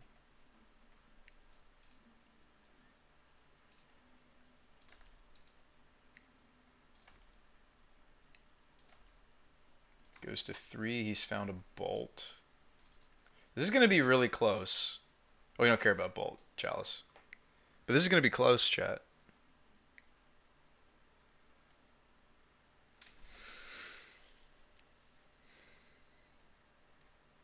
Punishing Fire. Draw me a card. Thank you. We could play that next turn as well.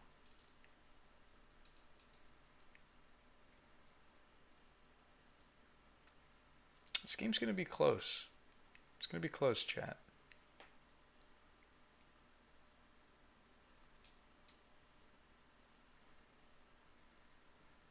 Just swings the Confidant. Okay.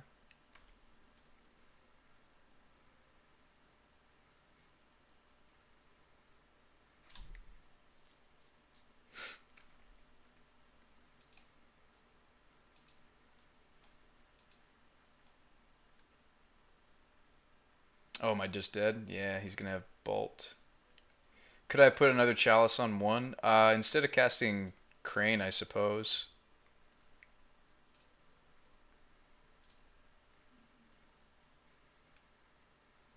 Close game. Force? Oh, we are going to have a very close game. Legacy at its finest right there, chat. So we have to put Chalice on, unless I can pot now. I can't pot now. I'm at 2. So we got to put Chalice on 1. Am I better off setting another Chalice on 1, so that in case he has another like trophy Bolt play? And we got to swing to put him to potentially dead to the Confidant trigger, right? Hey, what's up, Mr. July? That was juicy that we hit the Force right off the top. Do you just set up another Chalice so he can't beat us with Bolt and also other... I mean, we're also dead to Punishing Fire as it stands. Just play Strix? If we play Strix, I can swing both. Well, he has to block Leovold as is, right? And if I swing Crane, he dies to a 2-drop off of the Confidant.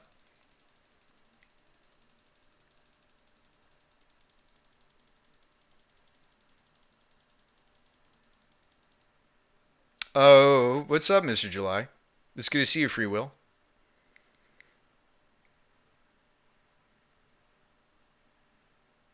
Yeah, I remember sending you a birthing pod. Or you sent me birthing pod. I signed it. I remember that. That was good times. Maybe we just go with the chalice. You think it's Strix? Really? I think it might be chalice though. Number two. What's the benefit of Strixing though? Strix lets me attack both with both, right? Actually, maybe I still don't attack with Leovold. Yeah, we'll go with Strix. I think you're right, chat. I hope you're right, chat. So we swing Crane, and then he's dead to any CMC 2 or higher. Oh, he goes to 1, and maybe we lose now, chat. Yep. Super close game against John. Oh my gosh. Oh, could we have eked out more damage somehow? That was beautiful.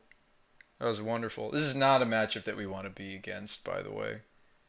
Those forces were so clutch, but we don't want to be two-phoning ourselves. Planeswalkers. Knight is interesting. There's like Sylvan Library to consider. Pontiff kills Confidant. Toxics.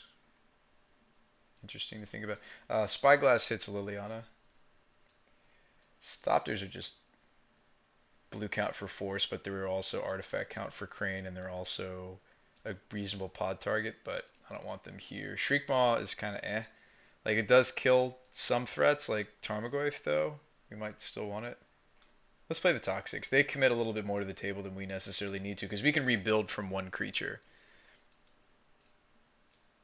Yeah, we can rebuild from just one creature.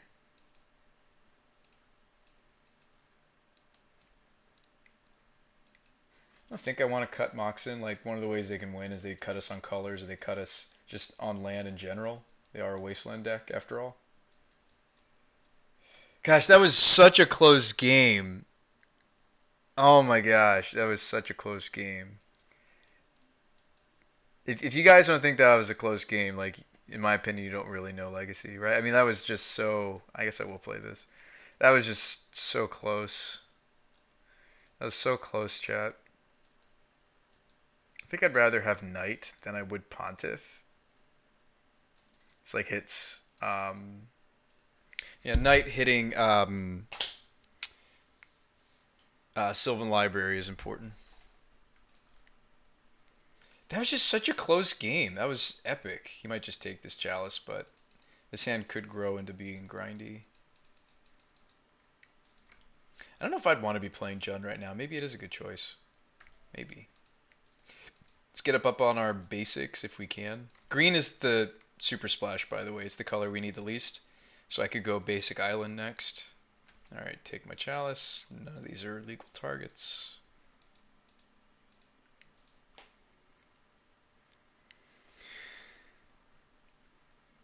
Chin when opponent hits 1 mana spell off the bob when they're at 2. I know, right?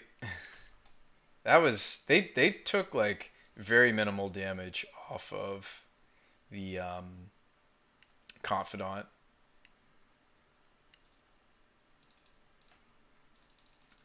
Greatness at any cost. So we can play Pod next turn.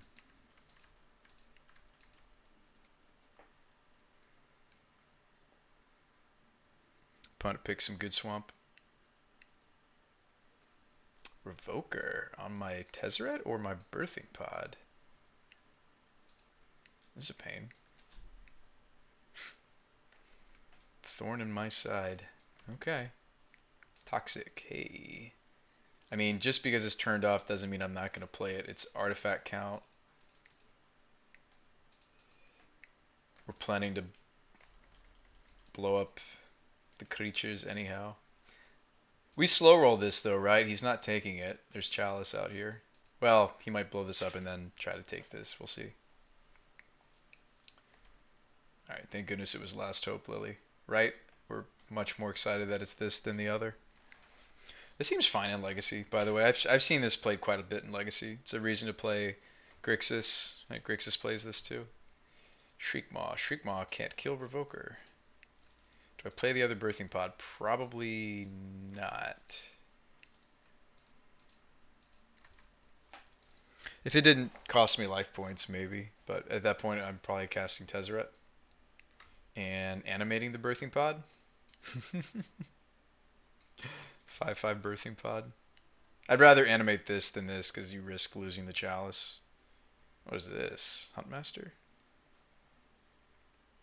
I think Jund is unfortunately something else that can kind of pick us apart. Tarmogoofy. Okay, we can remove that. At least. Or do we want to just Toxic? Like instead of spending the Shriek Maw, do we want to just kill both? We have to remember that, okay, well, if he has an instant, we might want to respect him adding instant to the graveyard. That would mean I'm paying 5 life. Yeah, we'll respect instant. I'm going to respect him having Punishing Fire to grow the Tarmogoyf.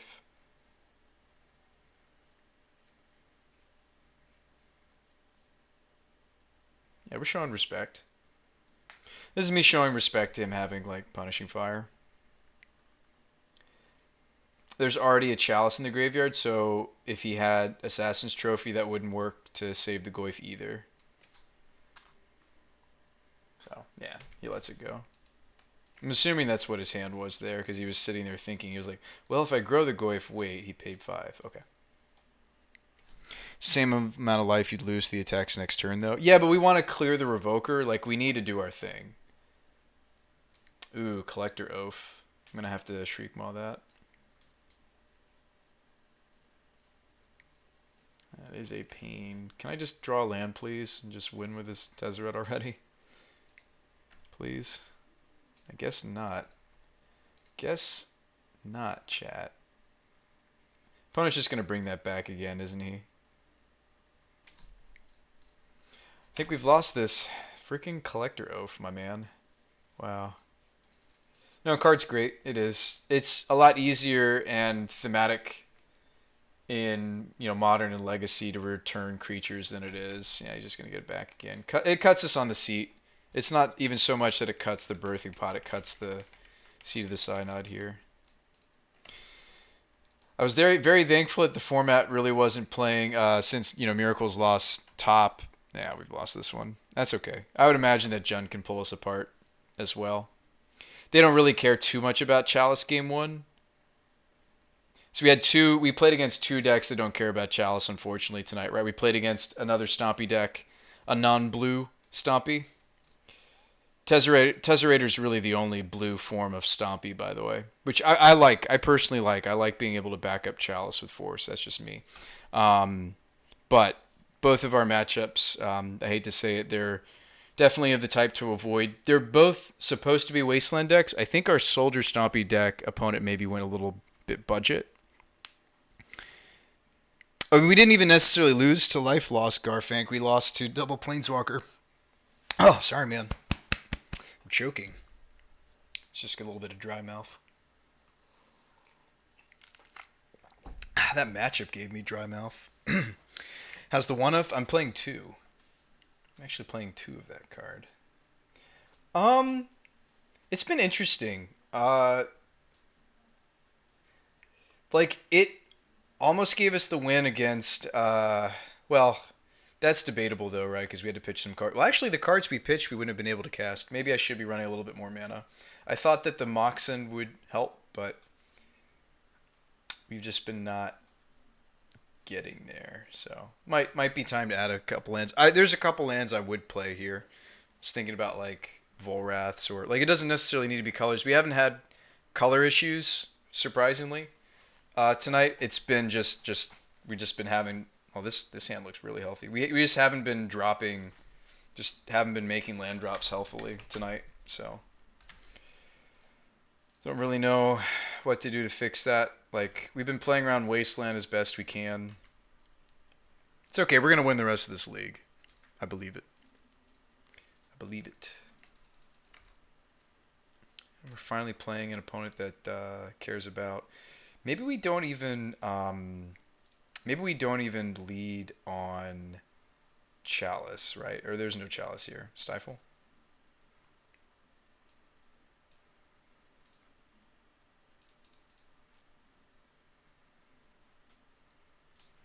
I think I just lead Crane. Like in the dark, I have no idea what he's doing. I'll just play Crane. I don't know why I thought I had a Chalice, by the way. That was weird. I thought I had a Chalice.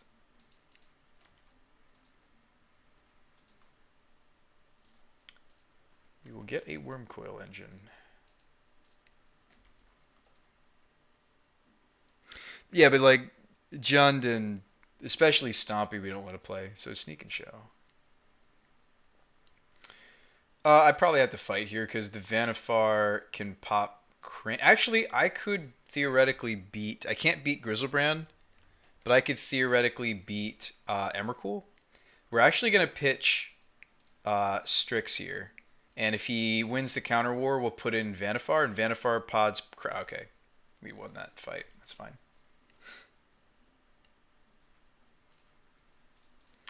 We are okay with that as well.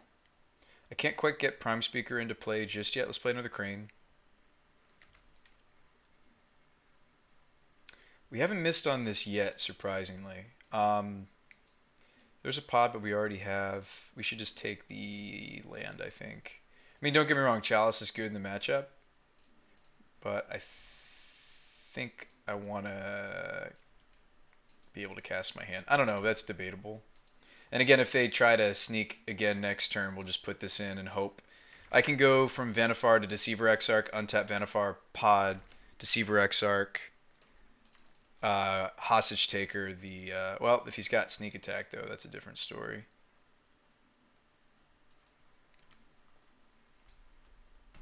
Isn't it better to Strix than Crane, though? Well, we'd already played Crane. We didn't have a choice at that point. I would have had to have sequenced this entire game differently.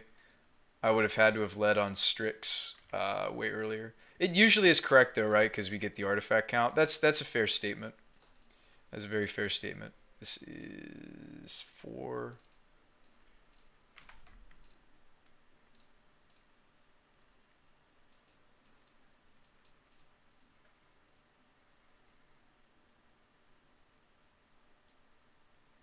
Opponent's not sure if this is okay. Brainstorm. Yeah, we would have had to have. I would have needed a sequence from turn 2 on very differently. I usually like going with Crane though because I like the selection, but I'm with you. Maybe Strix was just better because we had an Opal we needed to turn on. That's reasonable.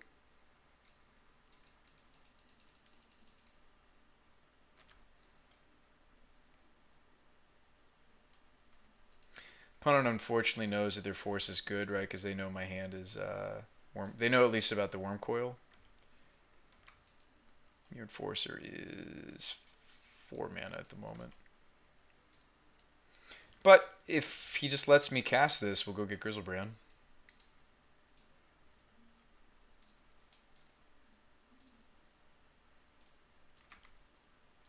We already know he has something big and scary over there, right? Because he... Did he choose to ponder or choose to shuffle on that ponder? He did choose to shuffle. He bottomed 2 cards. That's also a good sign. Show and tell. I'm actually going to put in the Mirror Enforcer, right? 1, 2, 3, 4. Well, actually, we could hardcast it next turn, though. Let me just make sure. I think we just want this in play. Because he could theoretically have a Force of Will to fight over this, and then I can't go get Grizzlebrand. Oh, he's got Omni, so we're just dead. This is going to be probably Emrakul.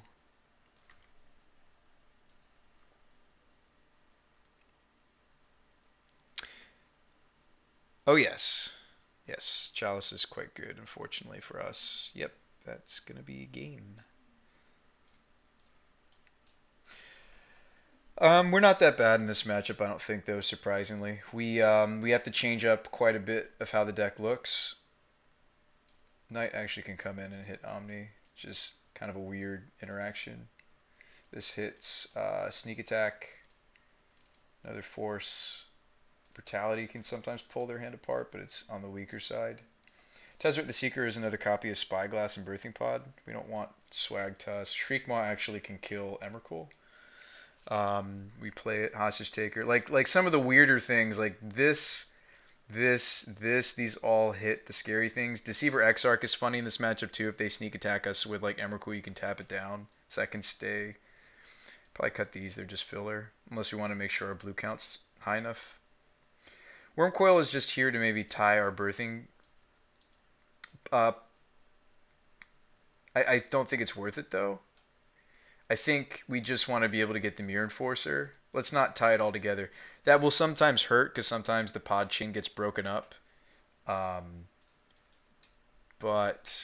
I don't know if I want Brea. She's like much better in fair matchups. Unfair matchups, she's a bit slower. She's still very strong. She still might be better than some of these other card choices. We shall see.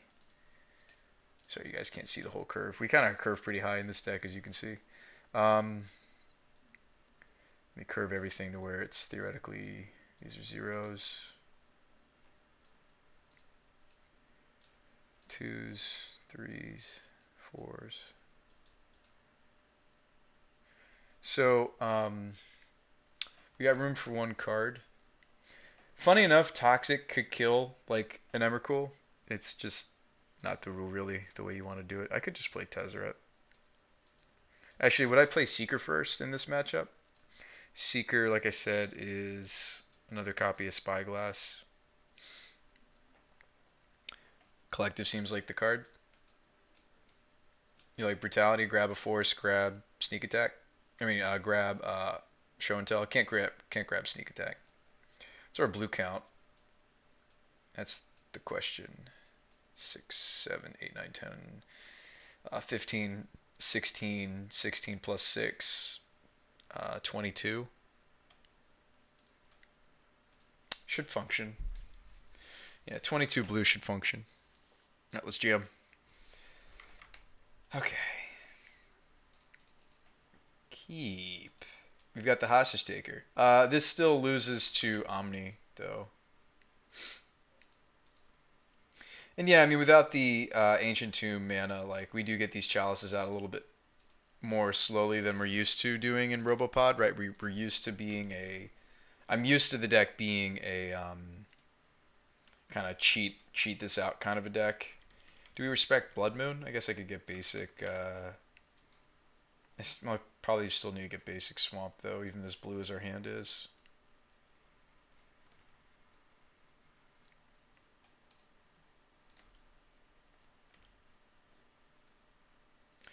They run a lot of Spell Pierces, so in my mind,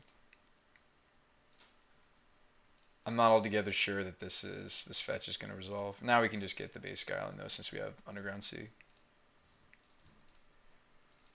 I might be better off playing Glitness Crane first. I mean, we can back this up with Force, but this is probably Spell Pierce. They play quite a few Spell Pierces. Oh, okay. This could get abraded.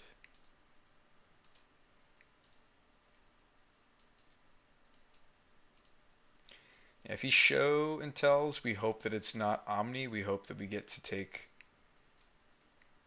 the threat with Taker. Blood Moon. I might not fight. A lot of our hand still works. I know you're like, that's crazy, BrewSpy. Don't you have to fight over this card? It's debatable. We're also a Mox deck. Like, I probably don't care about this all that much. And we'll find Mox, probably. At some point.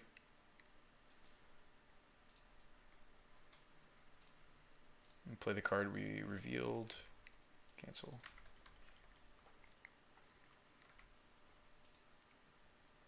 I think I was right to go with Basic Island over Basic Swamp, but we'll see. This is show. I will fight, but just for the record, if we lose this fight with if there was remaining cards being Force Blue card, we can put in the Taker. Okay, he didn't have it. Mox. Spyglass. Okay.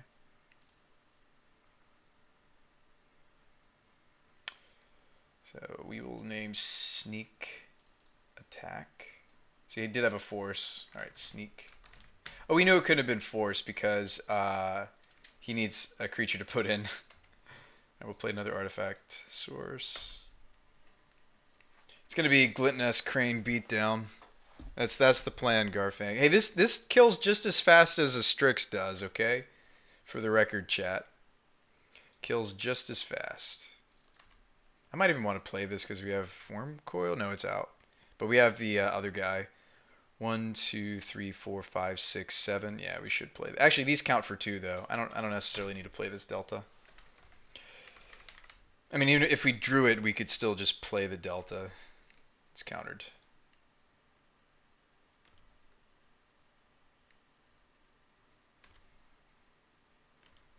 Should have held that for your force, buddy. Beat's just as old as Flying Man. Yeah, but this is a 2-mana Flying Man. Or Flying Men. This is Legacy at its finest when you beat down with like a 1-power creature. We're gonna draw a Mox. It's gonna happen, chat. We're more likely to draw Mox than my other basics. I mean, if we draw the other basics in the deck, obviously drawing the basic Forest gives us Prime Speaker. Drawing the basic Swamp gives me Hostage Taker. Mox actually doesn't give us Leovold. Is this Sneak? It's a Blood Moon? Sure, dude.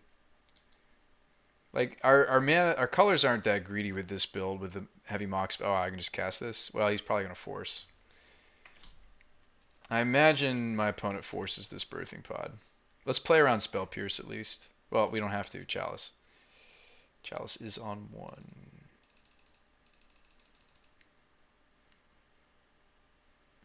Imagine you force this. Like, yeah, things like Birthing Pod also make us not really care about Blood Moon. Yeah, so he pitches an Omniscience. This hand is Griselbrand.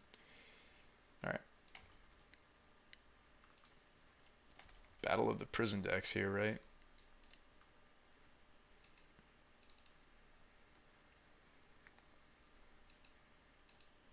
He's at 13, so he's still got enough life points where the Griselbrand draw would be significant. I hope I can stop that. I'm going to set Chalice to 2. It does cut off a couple cards in my deck, though, so maybe that's a mistake. What am I turning off? Impulse? Burning Wish? Maybe this is a mistake. Knight. This might have been a mistake, actually, in retrospect. Maybe I should have set this to 1 just so he can't blow it up. Well, a lot of his outs to Chalice on 1, although are CMC 1, or CMC 2, like a Braid. Oh, wow, we just draw another Birthing Pod. Actually, I'm just going to pay for this thing. Oh, no, I can't. Green, obviously. I was like, why am I paying for this? Oh, wait, green mana. That's why. Oh, I shouldn't have tapped the island. We have Flusterstorm. Hardcast Force. It's fine. He's getting to the point where he's almost low enough that the Griselbrand's not as scary.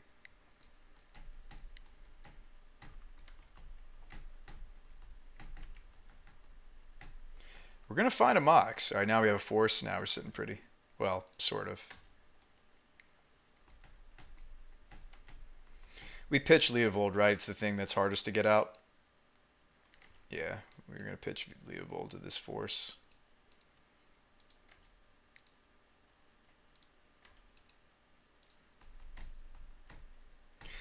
This is Legacy at its finest, chat, okay? Seriously, I'm telling you. This Crane's going to go the distance.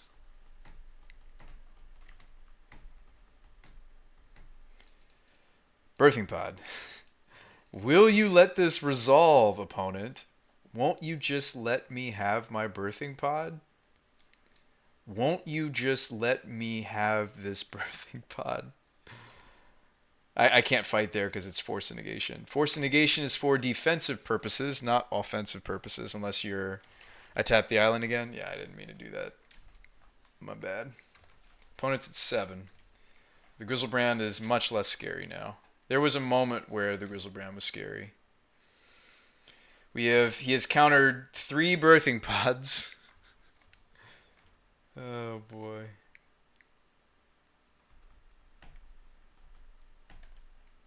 He's gonna hardcast that Griselbrand off of his mountains. Hey, we found it. We cast Prime Speaker.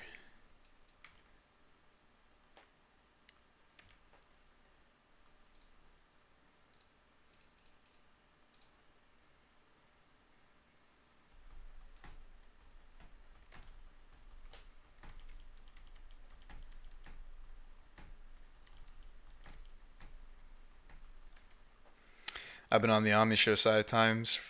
Opponent has played poorly, still very frustrating. Oh, now we draw the colors, of course. Now we draw the colors. Of course. Of course, chat. Of course we draw the colors now.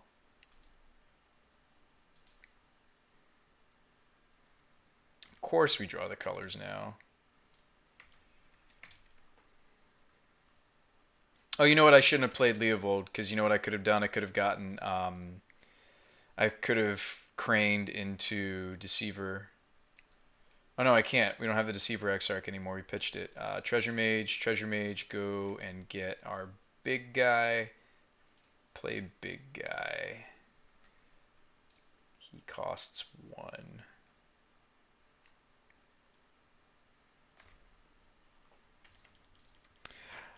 No, I know I can't cast the Knight. Or, well, we could cast Knight next turn, but why? Like, we don't care about Blood Moon.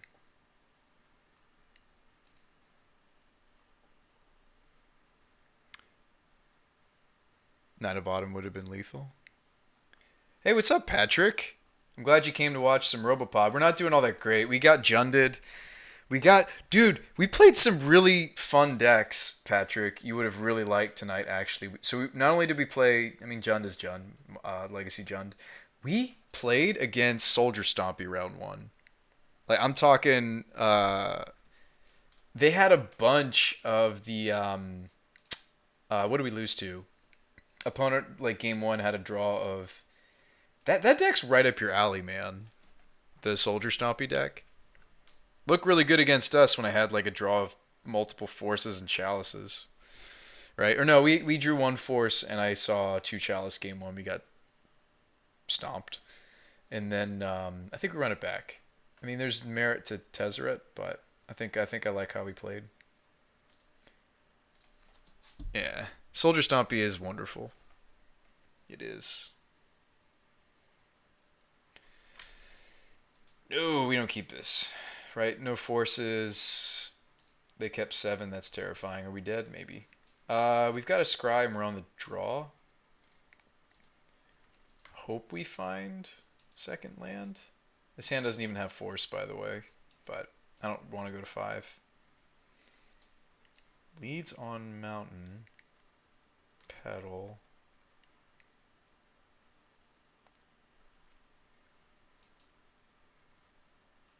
Maybe I should have left the crane on top because we kind of need blue card.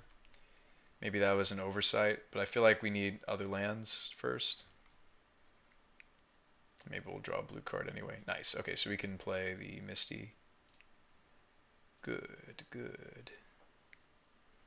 He meant the turn you played Prime Speaker, but you couldn't blue-red mana. What? I think the moral of the story is we got there. By any means necessary. Just want a chalice. Uh-oh. Maybe we should have chaliced on 0. I mean, we can't have known their draw was going to be double pedal, right? We can't know these things, chat, okay? I'm not a mind reader. I'm just a Magic player. Do we actually want the basic forest? No. You still want basic island. Like, the green's just our splashy splash. I mean, sure, there's a Knight of Autumn in my hand. So, like, that's a reason to get the forest, but I think you still want island in the face of potential Blood Moon. I mean, he might have... Nah, you wouldn't cast Blood Moon when you have just petals. Opponent kept their 7. It had to be a good 7. Like, what's going on over there? I don't understand. I don't understand, chat. What's going on over there? Is this Blood Moon? I don't care. By force? That I do care about.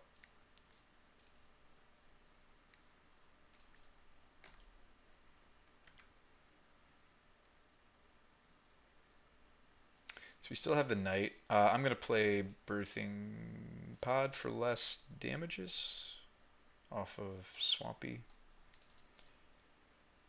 So I know I'm still not giving us Knight of Autumn mana, but we don't. It's not really here to hardcast. Actually, I should have gotten a green source there. That was greedy of me. Like, this already helps us play around Blood Moon. He's on 1 land. I should have given us the ability to cast the Knight because we need a creature for the Birthing Pod. That was dumb of me, chat, because Now we're hoping for... Oh, well, the deck's being kind. I was going to say I'm hoping for a creature. I should have gotten a green source there. For sure. Let's go get Leovold, because we're spoiled and the deck was nice to me. Even though I didn't deserve it. Didn't deserve it. Didn't deserve it. Actually, we could go Deceiver Exarch. Yeah, we still got there. If I Deceiver Exarch, what 4 am I getting? Is Brea in? No, Brea's in the sideboard because we're lunatic. This card's bonkers here.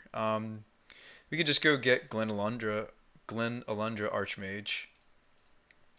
Set up for having a bunch of counters. I think I like Archmage. The Archmage's value because like... Well, we actually, our pod chain gets stuck at the moment, right? Maybe I'm supposed to try to go for Grizzlebrand. How many artifacts do I have? 1, 2, 3, 4. So how much is this guy then? The Mirror Enforcer would be 1, 2, 3, 4, 5, 6, 7. We can do Mirror Enforcer. We could go straight to Grizzlebrand.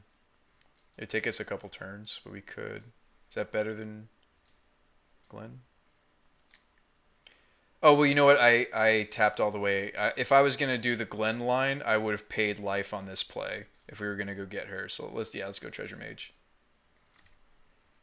Yeah, if I was going to go for the Glen Alundra Archmage line, I would have paid Phyrexian life here. Yeah, he costs 3. Yeah, it's fine. We're going to have Grizzlebrand next turn. We have plenty of life still. So don't kill us, opponent. Don't kill me, opponent. We just want to Grizzle Dad the Omni player. Treasure Mage goes to Glen anyway. Alright, well, Chalice is one heck of a card.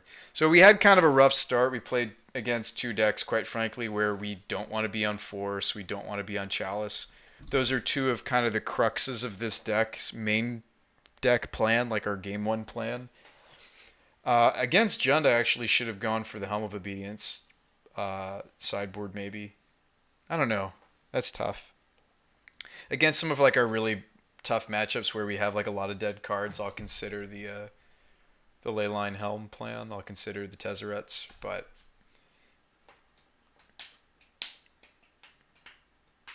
well, no, we wanted to pod for Grizzlebrand next turn.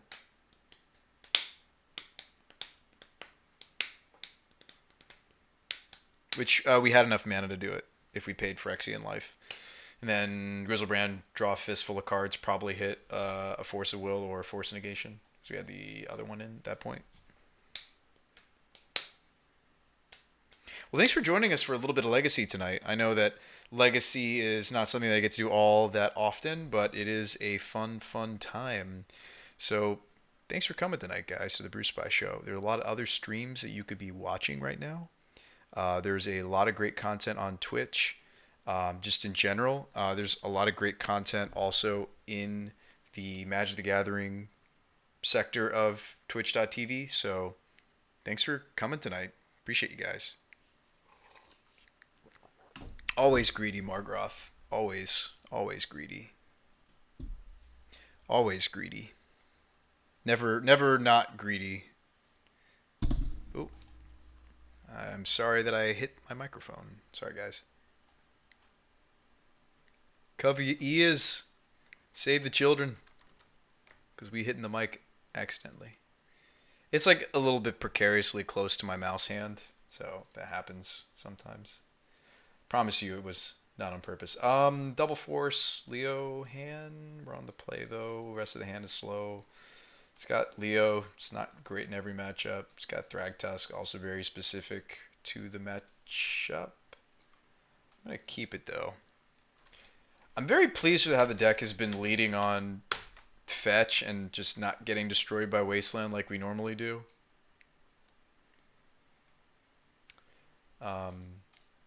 I mean, we got our first 2 land drops. We've got a Force. I think I'm okay with this. Oh, well, thanks, Kami. I appreciate that.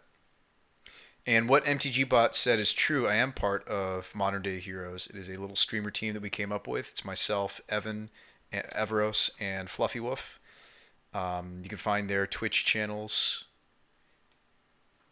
from those respective links. Definitely, yeah, their content's great as well. Um, in some aspects, better than mine, certainly.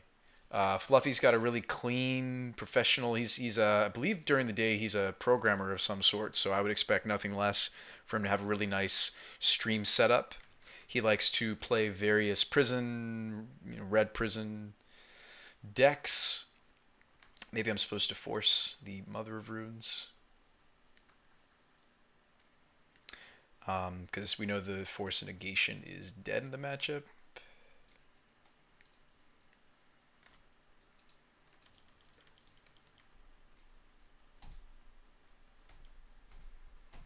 I'm very like lucky though with what I've got. Right, I actually I didn't make a lot of this interface. Like I added to it, but like a dear friend of mine built this new overlay for me, and I mean like this one was easy. It's literally I just zoomed in a little bit, hey, and then my face is there. See, you don't. A lot of people like they're nervous to stream, right? You don't need to. Well, we're gonna get ported out of this game. You don't need to necessarily be it doesn't hurt to be like a programmer and know a lot, about setting up a stream. Simple yet effective. Yeah.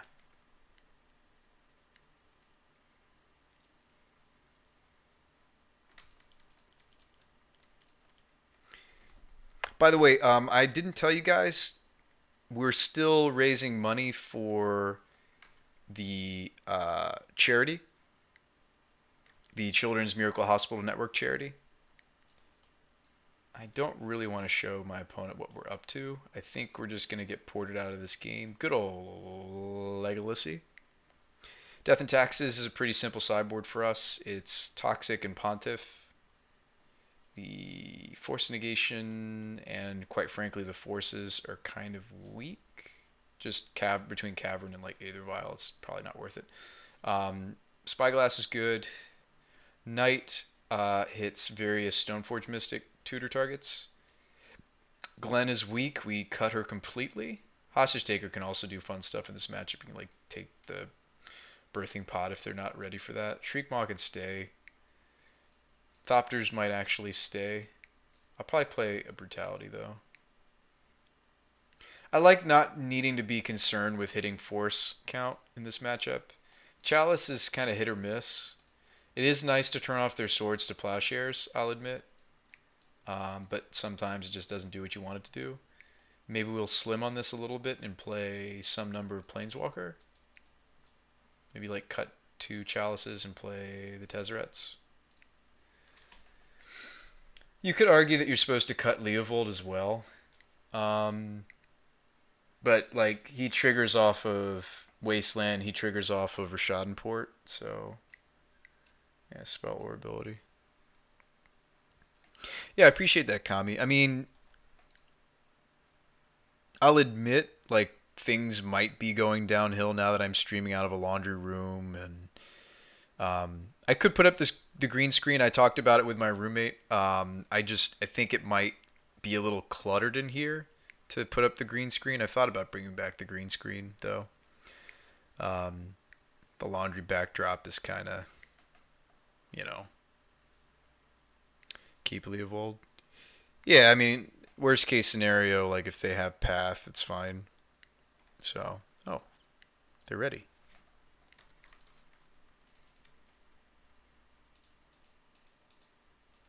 This hand's pretty clean mana-wise. Keeping it. I mean, taxes can be tough for us too, right? They don't care especially about Chalice, and they certainly don't care about Force of Will, so this is kind of another matchup where it's not the greatest game one for us. But certainly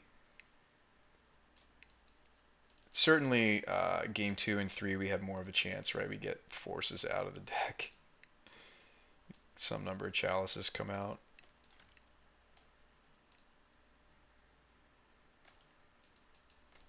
So we're gonna go as basic as we possibly can. Just paint my laundry room green, or paint the laundry green. Now we like you in your natural habitat. Yeah, I'm not trying to impress, right? Like this is what I wore to the gym. I went to the gym tonight. You guys would laugh at my gym. So like during the week, I get the motivation to do like actual gym maybe once or twice a week. But lately, I've just been playing card games on my phone, like on the elliptical. For like the other 2 or 3 days, I go to the gym. Paint it green. Okay, it's a mom. This ain't no stepmom. She's a real mom.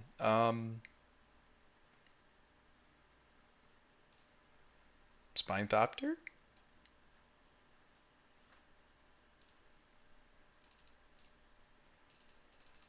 Well, we put it in our deck. Let's cast it. We did put this card in our deck. Let's cast it. It kind of fulfills a somewhat weaker role to Frogmite. We actually talked about this a couple times, and we just never tested it. Sorry, I'm covering up Mom, but I just want you to see what this card does. It's actually the perfect size for our deck, though, because like a lot of our power is not on our 5 drops. Yeah, I mean, yes, Thragtusk is nice and saves us against burn and stuff, but like a lot of our powerful drops are 4 drops, right? That's Brea. That's I mean, if we want to like be potting twice a turn, I guess we could go get Vanifar, but yeah, that's Glenland Archmage. It's Hostage Taker. Um, yeah, Glenn. But most importantly, Brea. So I actually kind of like that, and unlike Frogmite, which Frogmite cheats us straight to 5 drops, right? Like we tried Doomwake Giant in that slot before. We like to play Thragtusk in that slot. We've right now we're playing as the other 5 drop. We're testing the Evoke creature. All right, Thalia, that's fine.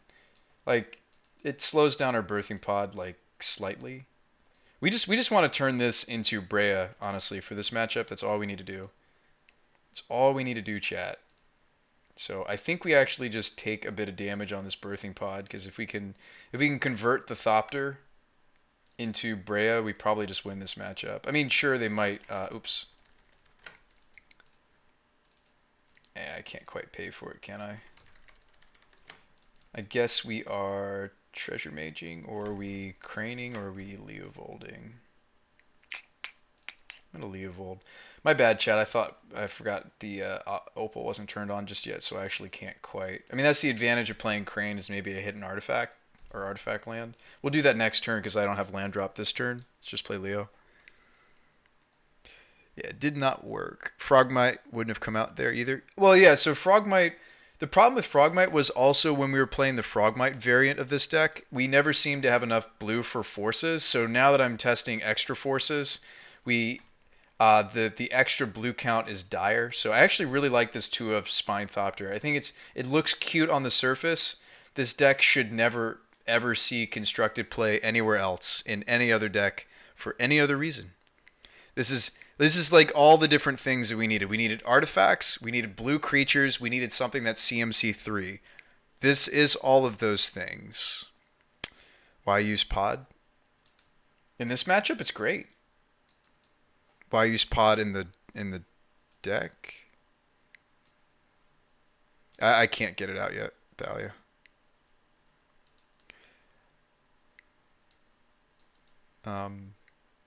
Yeah, I don't think we treasure mage. I think we crest or yeah, glint nest crane.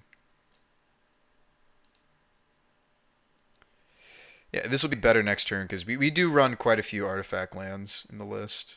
We are on 5. No, we're on 6. I'm playing 6 of them.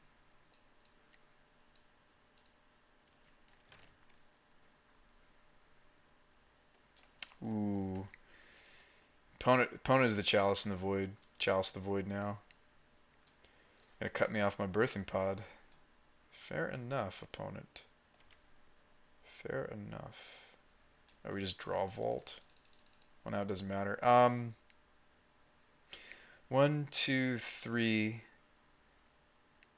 Could just go get big things. I mean, we almost have enough to just play Wormcoil Engine.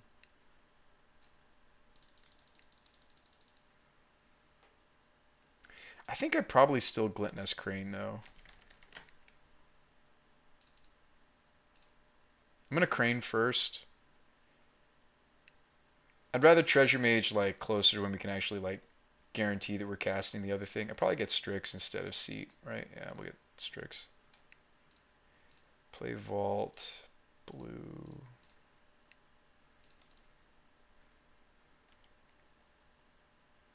Another Vault. Yeah, so we have enough mana for Wormcoil Engine now. This flies. He could consider double block. Let's just fly over. Oh, no, I didn't mean to attack with the Leo. No! No, I didn't mean to attack with the Leovold. I thought I clicked him again. Whoops. All right, chat. Can we get a BrewSpy chin? Is this a chin moment, or do we give ourselves the eyebrow raise? What do you think? Is this a chin moment? Maybe this is the eyebrow raise. Maybe we should. Yeah. You're right, Jade. It's an eyebrow moment. Oh, all right. Let's kill Prelate. Get that birthing pod back at least. That's a questionable attack. Now he just gets to mother and yeah. Yep. Whoops. Nick with the card flip. Oh yeah, I need my cards. Hopefully Johnny's not here tonight because he doesn't like it when I do the card flick. You want some BrewSpy card flick action? This is really unfortunate. So we're literally just killing Athalia. Yeah, that's what I want to do. Thank you. Oh boy.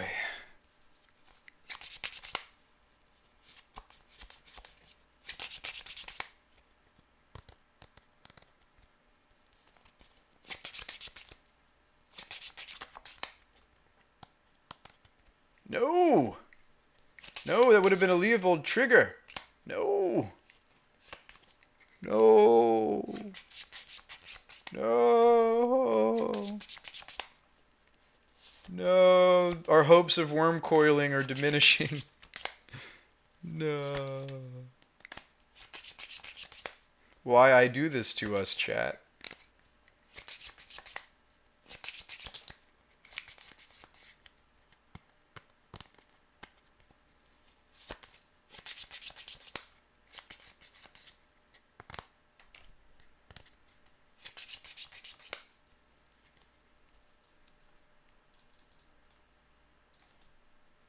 Well, do we get the worm coil? I mean, it's just theoretically so much more impactful than the 4/4, right? I think we go for broke. I'm gonna go for broke.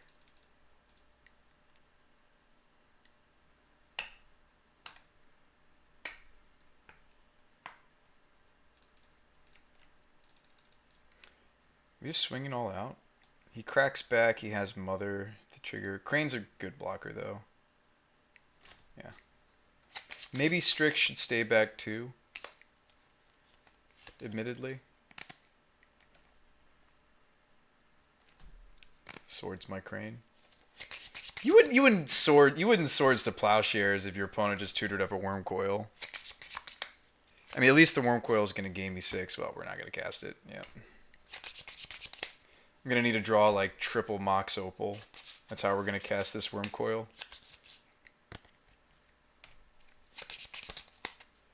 Oh, that's a Bayou. What's the matter, you? Hoo, ha! 3. Somebody in chat earlier remarked that the Thopter trades with Delver. I mean, sure. I think it's just good filler. We needed more artifacts. We needed more blue creatures. It's fine. We wanted 3 drops that aren't the same amount of mana as a 3-drop. Oh yeah. Sorry, Revoker's naming Opal. What am I saying? No, we don't want to draw that. You're right. I'm sitting here thinking we're a lot closer to this worm coil than we actually are. We maybe should have just gotten the other guy. We have a 4/4 right now.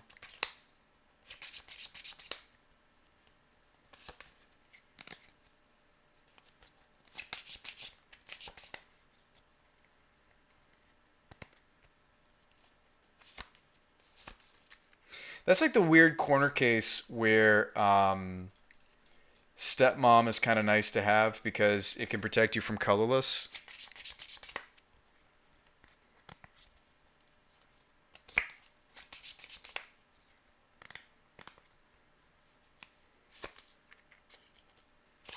Ooh, recruiter. Well, we got them to 10. We're going to lose now. Opponent was just stringing us along, making us think that we could win. Yep, Stoneforge. Ooh, Ancient Tomb. Ooh.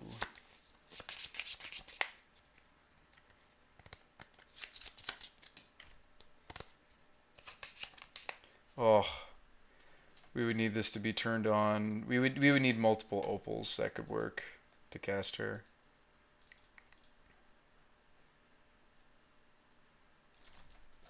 Maybe I should have been swinging all my flyers a lot sooner, because like now the Stoneforge Mystic is going to clean up house. I imagine he just gets Jite and equips it and just starts going to town.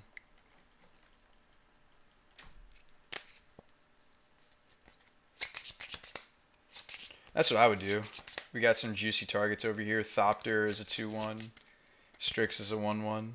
I don't see why I wouldn't just get Jite going.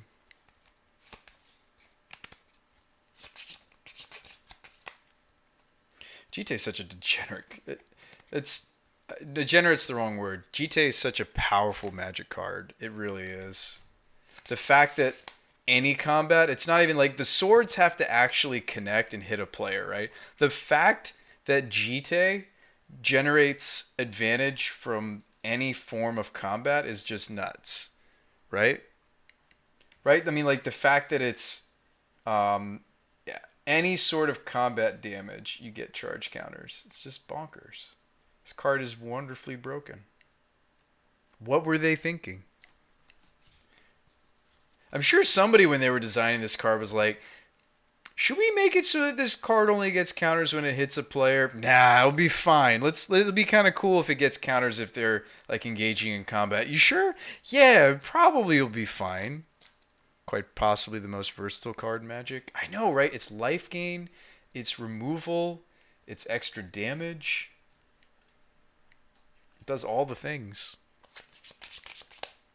I mean, combat based. It's board based, right? As far as like a board based card, it has little to do with spells.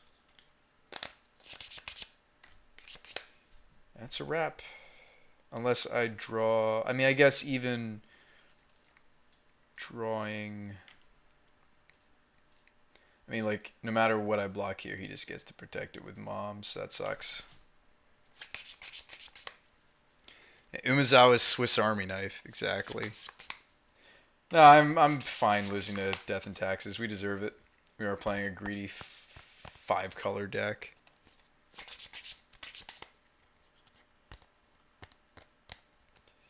Kill all the things that I care about.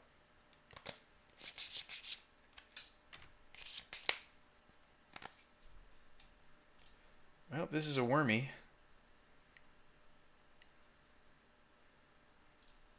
Barely. Last land. We're on our last leg here, chat. Wormcoil. Maybe I should have attacked first, though. Should I have attacked first, chat? Instead of just slamming the Wormcoil?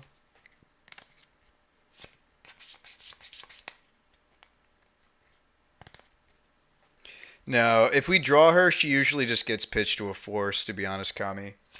But she's just such a powerful pod target that I like having the greed. But yes, I would agree with that statement.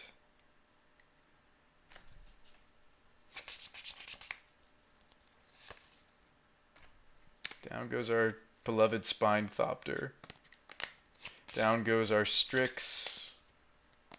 It takes 1. Down to 3. I don't know, do things get interesting? Does this Wormcoil make things interesting, or is he just going to draw Swords to Plowshares? Find out on this episode of Brew Spy, the Magic Guy.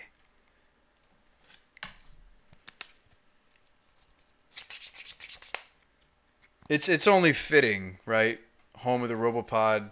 We're playing Robo-Pod first time in months, and we get decimated. We played like quite a few. We did play a deck where Force was great, right? We did finally get paired against an opponent where the Force was relevant, but we played against 3 decks that don't care about Force.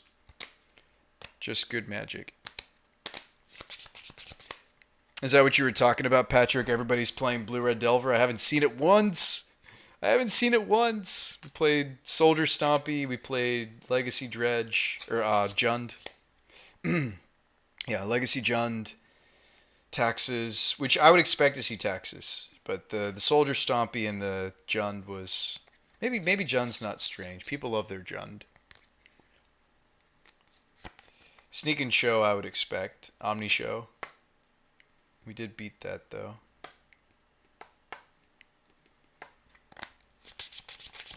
No attacks. Huh. Oh, even if we had colors, we can't cast... Oh, this is non-creature. Never mind. Yeah, if we did have colors, we could Brea. All right. Yeah, we don't jam Wormcoil, do we? Don't we want to make it so he can't attack with the Sanctum?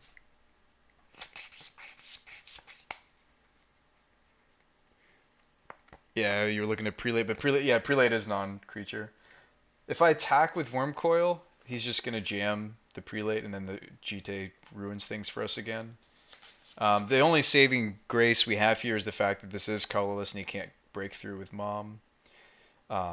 She is only colors, not colors and colorless like Stepmom is. We hang back on the Wormcoil, right? Because he just chumps. He just like chumps with somebody. Yeah, I think I just swing the Crane. We have plenty of time on the clock. In fact, my opponent has 6 less minutes than we do. Yeah, I think so too, Margoth. I think we have to, hilariously enough, hang back on this Wormcoil.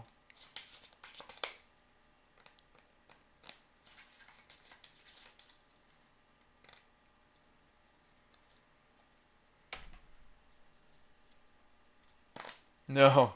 No. No. Oh, Batterskull. Yep. Mm-hmm.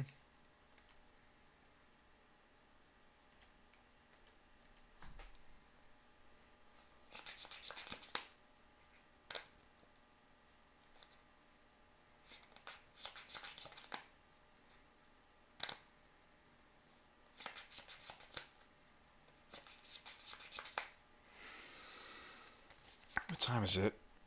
It's 11:05, so this is the last game. I may sandbag the 5th game for funsies, like especially if we lose here, then there's only 50 play points, or there's no play points on the line actually. If we no, that's not true. We beat Sneak and Show, so regardless of how this match turns out, we should not. What's the word I'm looking for? Drop the league. Oh no, Flicker Wormcoil. Yep. Yep, this is where it all comes crashing down, chat. It all came crashing, crumbling, tumbling down. It came tumbling down. I don't even think I attack or block with the Treasure Mage. I can block like one of these. Probably block the Recruiter, actually. So we go to 1. Wormcoil comes back. We have to swing with it or I die.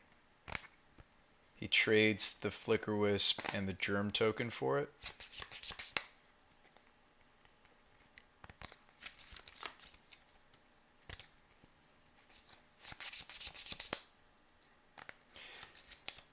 I'm afraid, like, I think he's got another Flicker Wisp. Like, he's got this, like, he could have vialed the Flicker, but he decided to keep his, yeah.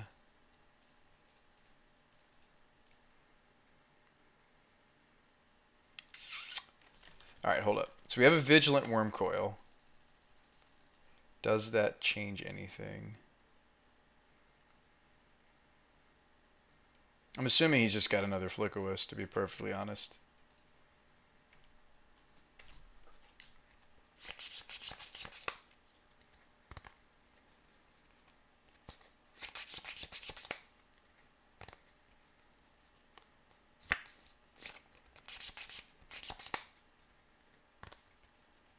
Come on, Collective. Yeah, Collective to what? Kill the Prelate? Yeah, we kill Prelate, we get these Birthing Pods going. That's true. Yeah, double block. Oh no, single block. No, Flicker my Flicker. No, Jite. Okay, so he prevents the life gain. We...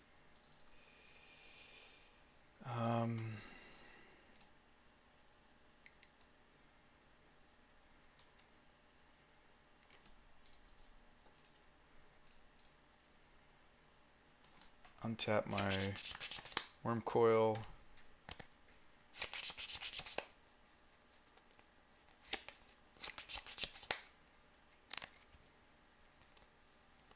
Yeah, he's got another Flicker Wisp. Well, Recruiter, go get Flicker Wisp. Yeah.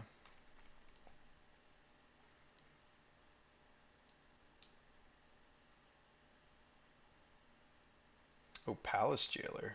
That works too. I regret everything. I wish that... Did we actually have a turn where we could have... it's way past bedtime for me, guys. Otherwise, I would play the last game. Come back for the next show. We'll play the last round. There's still potential to walk away at least with 50 play points, which is very relevant. I'm not just scrounging here. We're at 51. I would love to open more of these chests. I don't like to open chests unless we are graced with, resubs or even new subscribers. I got some other cool stuff coming down the pipeline, not just emotes, right? That's pretty standard for a streamer to do, right? Finally made some halfway decent emotes. Thanks, Jade. You too. Could have used Crane instead of Leovold to dig for land. It wouldn't have ended up mattering. Yeah, we didn't have very many decisions to make that game, which made me sad. I like this deck. Really, the only stuff we get to make big decisions about. Honestly, it is pretty linear, right? As far as legacy decks go, this deck is pretty linear. The decisions we get to make have to do with what we pod for and what I force. That's pretty much it. I'll admit. A lot of the rest of the deck is admittedly linear. I mean, most Stompy decks are going to be linear, right? These Thopters I've actually been really happy with. I'm going to keep a couple Thopter. I'm going to keep a couple of these in here for now. We jokingly talked about this card before. I think somebody even suggested this card to me months and months ago. I just refused to realize how good it might have been. We're constantly looking for more blue cards, more blue count for Crane, blue count for Force. We're constantly looking for powerful 3-drops that we can go to our 4-drops with, but this is a 3-drop that doesn't cost the same as a 3-drop to go straight to some of these powerful 4-drops. So anyway, guys, thanks for coming. I'm going to host over to another stream. I got my start on Twitch Magic streaming through some generous hosts from other streamers. So I think I want to do the same for them. And yeah. I think we drew Crane after we played Thopter. Yeah, I'm not sure either. Oh, Evan's playing a Vanifar deck too, except he's doing it in Modern. I'm going to go host over to my teammate. I didn't realize he was live. Yeah, if you want to see Vanifar being played in a format like Modern, check it out. Evan is live. Hang on, is my camera doing that thing where it kind of slows down? So I found actually a really cool way to fix it without actually taking the camera offline. There's this thing called... Actually, you guys will get a kick out of this. I'll just show you. Although it's going to go all robot-y. Okay, so notice how the thing over there on the other side is blank, right? And then there's this transition button. So let me fix the camera, right? So if I go to fix the camera... oh, I broke it. I broke it. Oh, here we go. So if I go to fix my camera, right? Oops. So match output frames per second. Done. Let me bring it back up. Oh, here we go. Sometimes it does that where it like moves for some weird reason. All right, and then I hit transition. Now, hopefully, my audio is matched to the is my audio matched now? All right. Anyway, enough about that. I'm gonna host you guys over to my teammate.